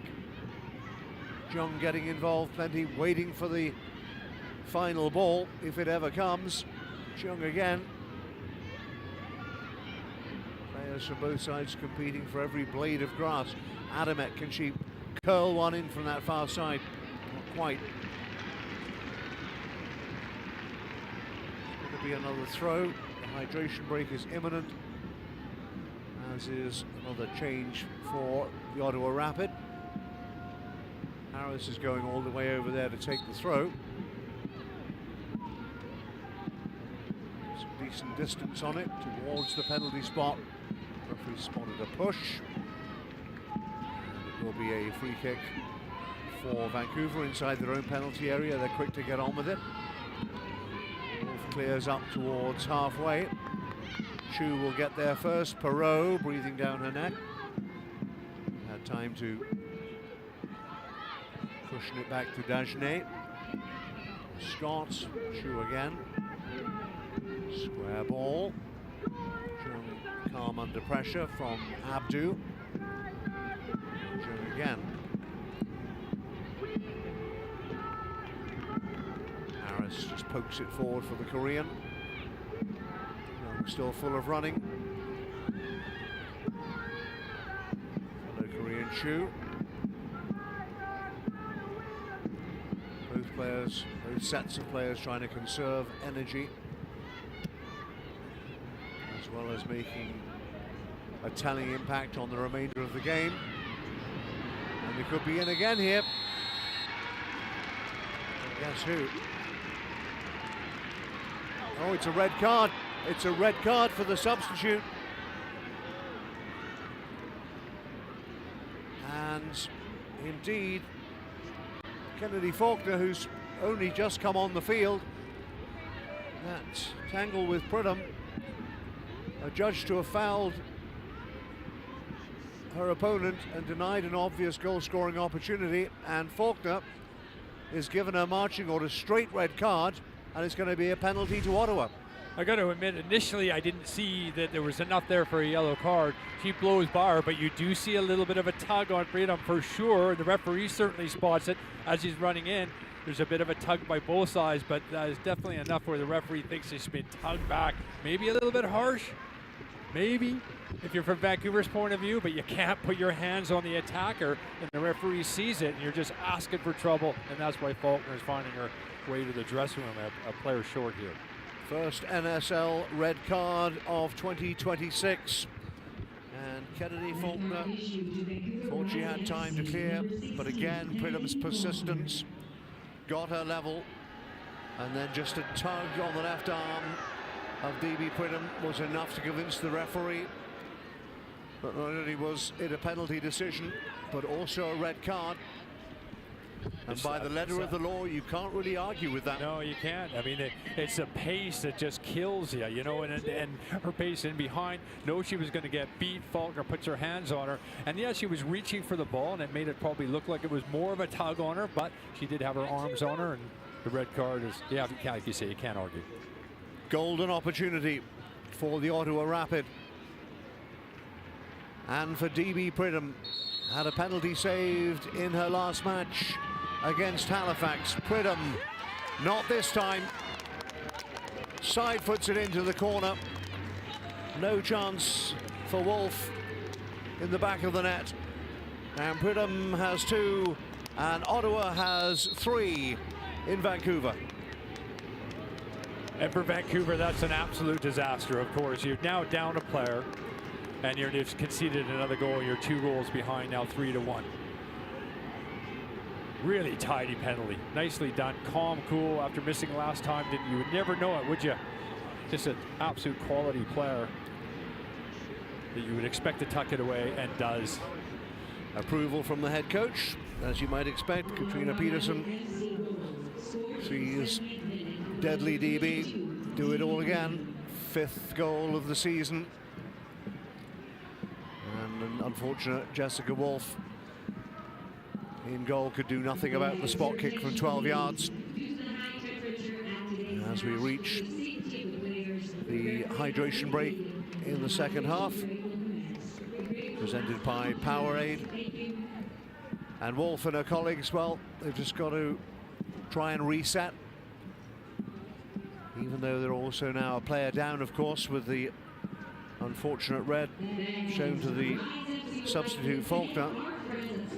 Let's just say it's an uphill battle for the next 15-20 minutes or so for Vancouver. Well, that's right, because they made a number of substitutions already to try to change the game. Now you find yourself even in worse trouble than you were before, with one of the substitutes being sent off. And what are you going to do defensively now?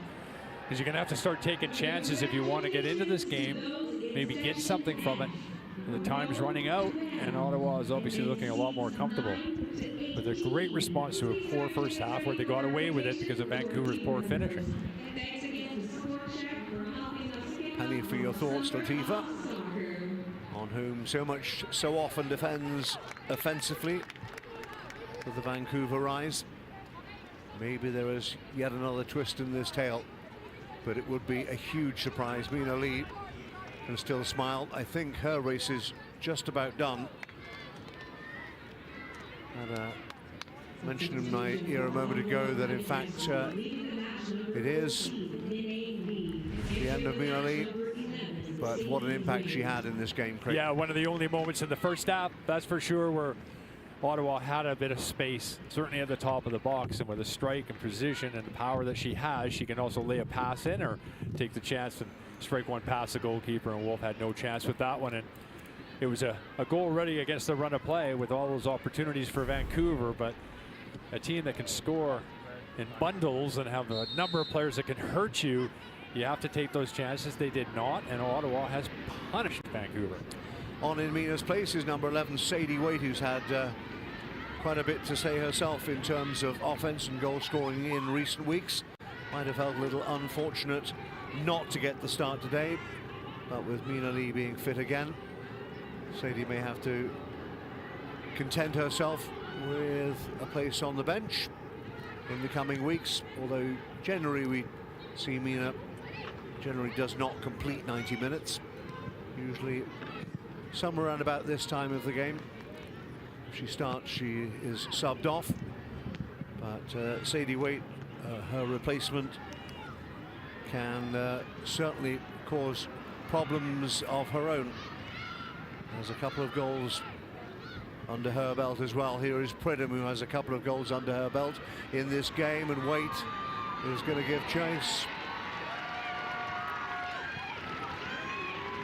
Tumouth, the Australian, comes away with it. Harris belts it forward as far as Wolf, who, as we said off the top of the show, has made 3 appearances and won 3 games, the young Japanese goalkeeper. This is her 4th appearance, and maybe she's looking at a first loss in her professional career. But there's a long way to go, probably still 15 minutes or so to play. As Vancouver look for a way back in, Abdu was almost there. Hasn't quite fallen for her in this game. Quality of that final ball has just been just a little off from Vancouver, because they've created so many chances, and here they come again with Quinn, who can hit them as well. Not this time. Perot up against Chu. Perot. Oh, Perot, the opening is there. Side netting. And from what, 5 or 6 yards out, Perot really needed to hit the target. Yeah, she did. I mean, really good work. Everything was good except for the actual strike and the finish itself. From Ottawa's point of view, you could see the legs are starting to get heavy and the defending is starting to drop off. Getting tired, she just drops off here a little bit, and she's isolated. She's a split-second opening if she could just take it to the wide position, and does so, but the strike was just off target. Needed to be much better. Hit the target, make the goalkeeper work at least, drive it across them, maybe get a save, push back into play, and maybe get something from the rebound. Near post like that's not going to get you anything. When having a word with the referee, net result is a free kick. In a position of some danger, Nikki Stanton will take it, and I would imagine she'll float this in right-footed. With some of the big players out from the back, perhaps. They really need to get something in the next couple of minutes, you feel, Vancouver, if they're to make a game of this, as they trail by a couple. Into the area it goes. Quinn couldn't quite make contact. And About, who was very lively in the first half, has a chance up against Chu towards the near post.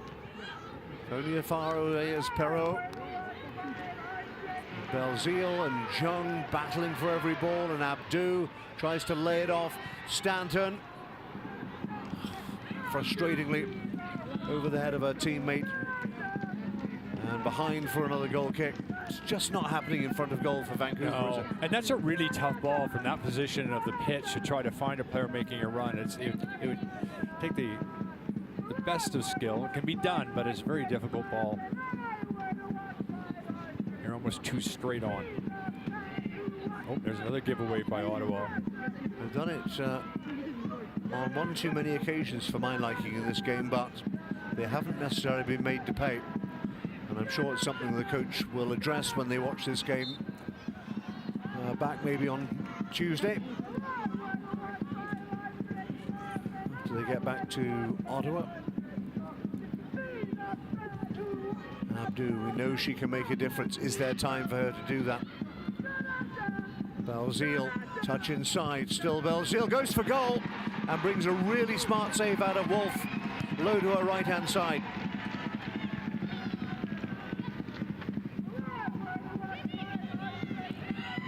Giving it away to Chu, and now Mellenhorst. Is there another goal coming for Ottawa? Not quite on the same page, Jung and Friedland. Niapante trying to bring it forward, but falls backwards, Friedland. And again, careless in possession. There'll still be possibilities here. Mellenhorst rides one challenge.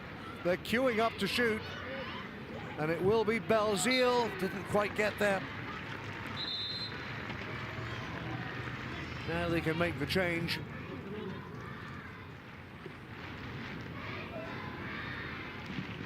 And it's going to be Emily Amado, who is going to come on as a midfield replacement for the Korean Jung.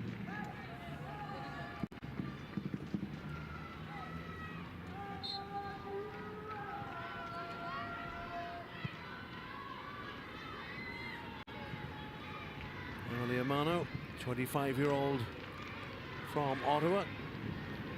Has played in Iceland and in Sweden in recent years. Another Canadian happy to be playing back on home soil. Last 10 minutes of an absorbing contest, which has swung one way than the other.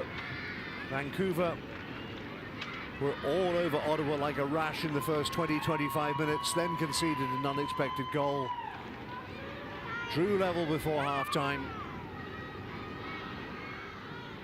Pridham re-establishing the lead early in the second half, and then the double whammy of a red card and a penalty 10 minutes ago.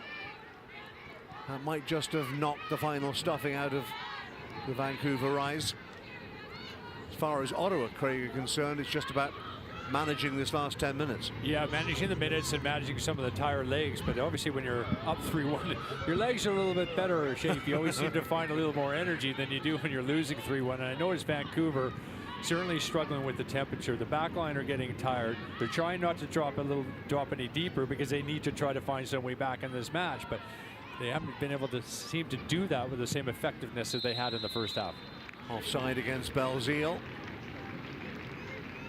Trying to ping that square for Pridham. But just strayed the wrong side of the last defender. Is it too much to ask for Vancouver at this stage of the game? Well, watching them in the last few weeks, I would say no. I think they've got every chance to get something into this game. There's going to be some chances in the last 5-10 minutes of play. Looking for the shot. Adamek and then Quinn. Shots raining in from everywhere. Belzile looking for Friedland.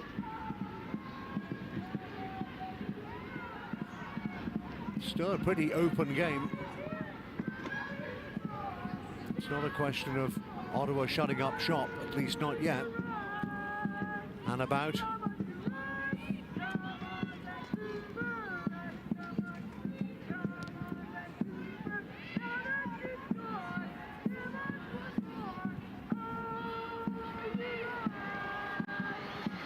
They keep it in as the first matter of business, and Pante does. He's got through a ton of work, as has Adamek, who's been facing her most of the afternoon. Pridham jogging forward, waiting for Waits to make the run, and then fools them all by coming inside. Heavy touch from Belzile. Suriaka.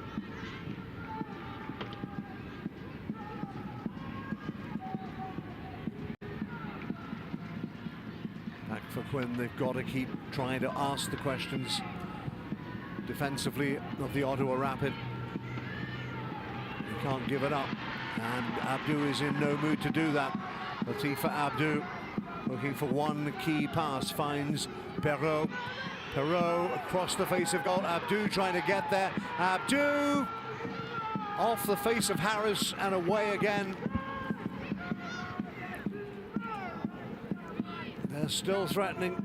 They still believe there is something in it for them. Stanton this time, left-footed curler. It's unfortunate. Wasn't really a cross or a shot. And behind for another goal kick for the Ottawa Rapid. And DB Pridham with 2 goals, 1 from the penalty spot, gives way to Jazz Wilkinson. Well, what can you say that we haven't already said? Yeah, just an absolutely brilliant player that can just play off runs, play off shoulders, make terrific runs, come to feet, hold up the ball. But that pace is really, really electric, and it's enough to, you know, for any defender to scare them. And the penalty strike was beautifully played as well. Just a wonderful player to watch all in all. And if you give her chances, she's going to take them. And I think the substitutes at halftime were a major factor to get her a little bit more space, a little bit more opportunities to get on the end of it, and some precision passes as well to break down Vancouver after a second half has been absolutely brilliant to watch, and good for Ottawa to change things up and the way they have, really well coached, and it's made all the difference. Belzile, first touch there for Chloe Taylor, by the way, who's just come on to replace Suriaka. Ball will finally go out of play for a corner. There is young Chloe Taylor. Just 17 years of age from North Vancouver. Great thrill for her. Get on the field despite the match situation. All these learning minutes are important for these young players. So Friedland will take the corner as Ottawa look to add a 4th. Keeper comes, and there was a foul somewhere in there, spotted by the referee. Maybe a push on the keeper. Is a free kick to Vancouver. And Wolf wants the ball back so they can get on with it. As you can see, there's less than 2 minutes remaining in regulation. Maybe 3 or 4 minutes to add with the hydration break. So perhaps 6 minutes in total. Wolf again, good distance on those kicks. Yeah, she's got a great strike on her. Abdou was looking to turn, couldn't control it. Tired legs. And about now Mellenhorst with purpose. Options left and right. Here's Wilkinson. Wilkinson took a deflection. I think it's a corner.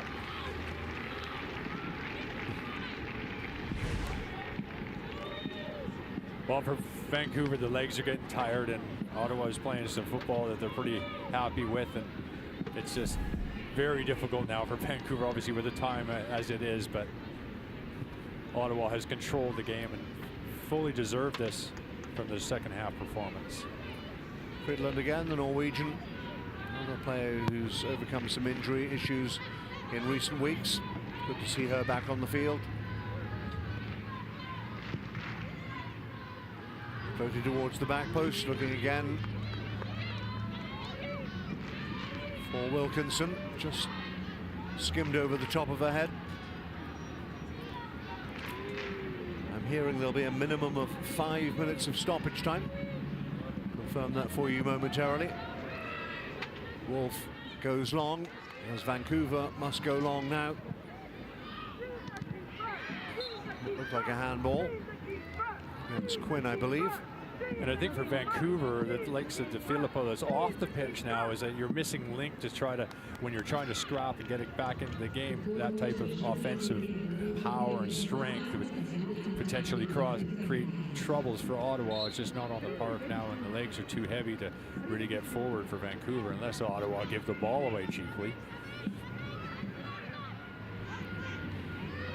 Chumouth, yeah, everything has to be long and quick, but it has to be measured as well. You can't just belt it forward, because Dagenet and her defenders will just eat those up all day long. Confirmation of the stoppage time, a minimum of 5 minutes to add.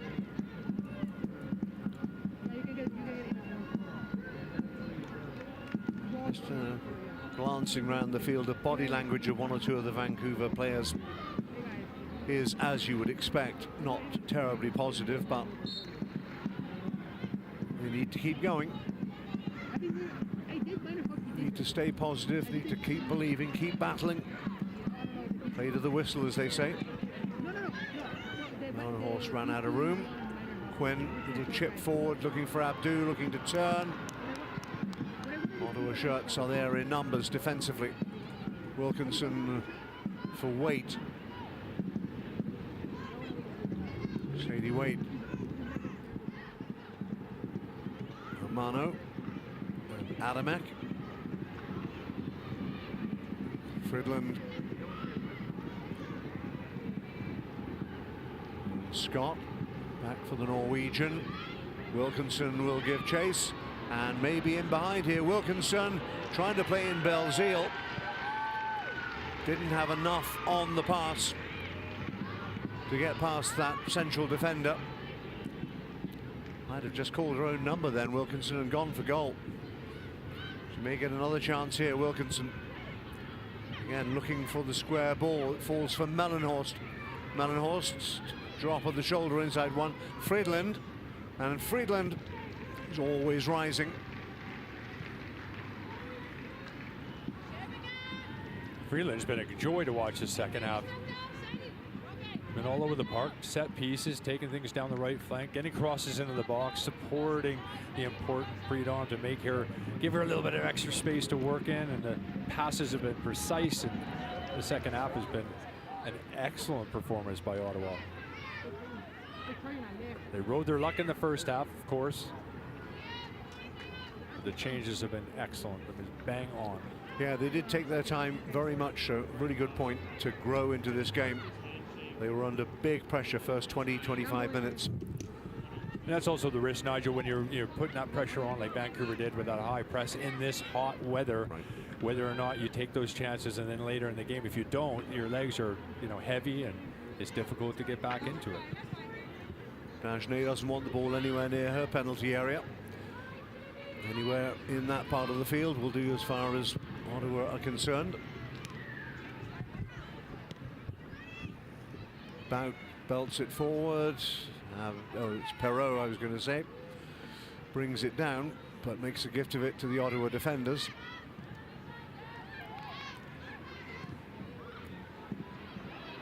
Belzile is comfortably offside.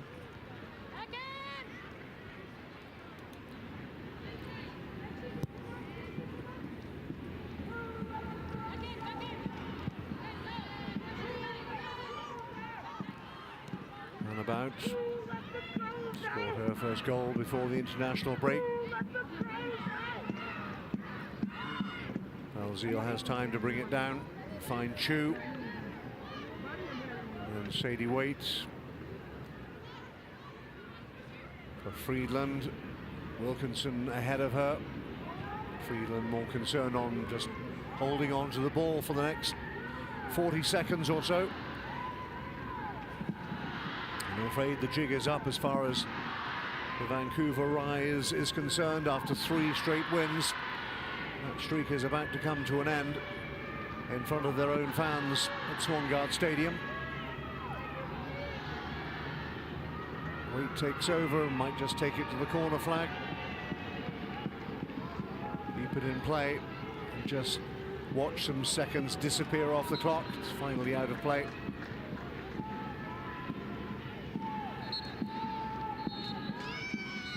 Referee has seen enough. Mario Alias blows his final whistle. All smiles for Katrina Peterson and the Ottawa Rapid. Embrace for Anja Heinemuller. But after an uncertain start by the Ottawa Rapid, they took the lead against the run of play, got pegged back, but then Craig very much controlled the second half and were, I think, worthy winners. Yeah, I believe it. I would agree with that as well. It was certainly a game of two halves where Vancouver really dominated, came out, pressed really well, created a whole bunch of opportunities. It was just a case of missed opportunities, and wow, what a goal. But Mina Lee to start things off, and 34-year-old absolutely electric in that game. In the second half with the substitutions, absolutely sparked Ottawa on to a terrific 3 points. DB Pridham, the dance of victory. And why not? 2 more goals for the deadliest striker in the NSL. 1 from the penalty spot. But somebody has to put them away, and 5 for the season for DB Pridham, 2025's Golden Boot winner, and continuing in 2026 where she left off last season. Plenty of opportunities at both ends of the field. In the end, the Ottawa Rapid got more shots on target and were much more adventurous offensively in the second half and emerged winners by 3 goals to 1. And it is a result that elevates the Rapid back on top of the standings, just a point ahead of the Montreal Roses, who were held to a 1-1 tie yesterday by AFC Toronto, and they remain the league's leading goal scorers. So Ottawa Rapid back in first place ahead of Montreal. Vancouver stay in 4th position for the time being. It's been a hot day, and you have to factor that in as well. And a game, it wasn't quite of 2 halves, but it was certainly of one team dominating and not taking their chances, and then paying the price, I think. Exactly. I mean, at 2-1, Ottawa had 2 chances on goal, and they were clinical on both of those. Vancouver had a whole slew in the first half that they missed. The Philippomas had 4 or 5 chances, ended up getting 1, tied it up just before halftime. But the changes, the substitutes, and the coaching for Ottawa was bang on. They got it right in the second half, and they dominated. DB Pridham leads the Ottawa Rapids to victory. How many times have we said that in the past? She's done it again, this time in Burnaby, BC, to elevate the Rapids back to top spot in the NSL by 3 goals to 1. On behalf of Craig Forrest and our entirety, I'm Nigel Reid. Thanks so much for watching.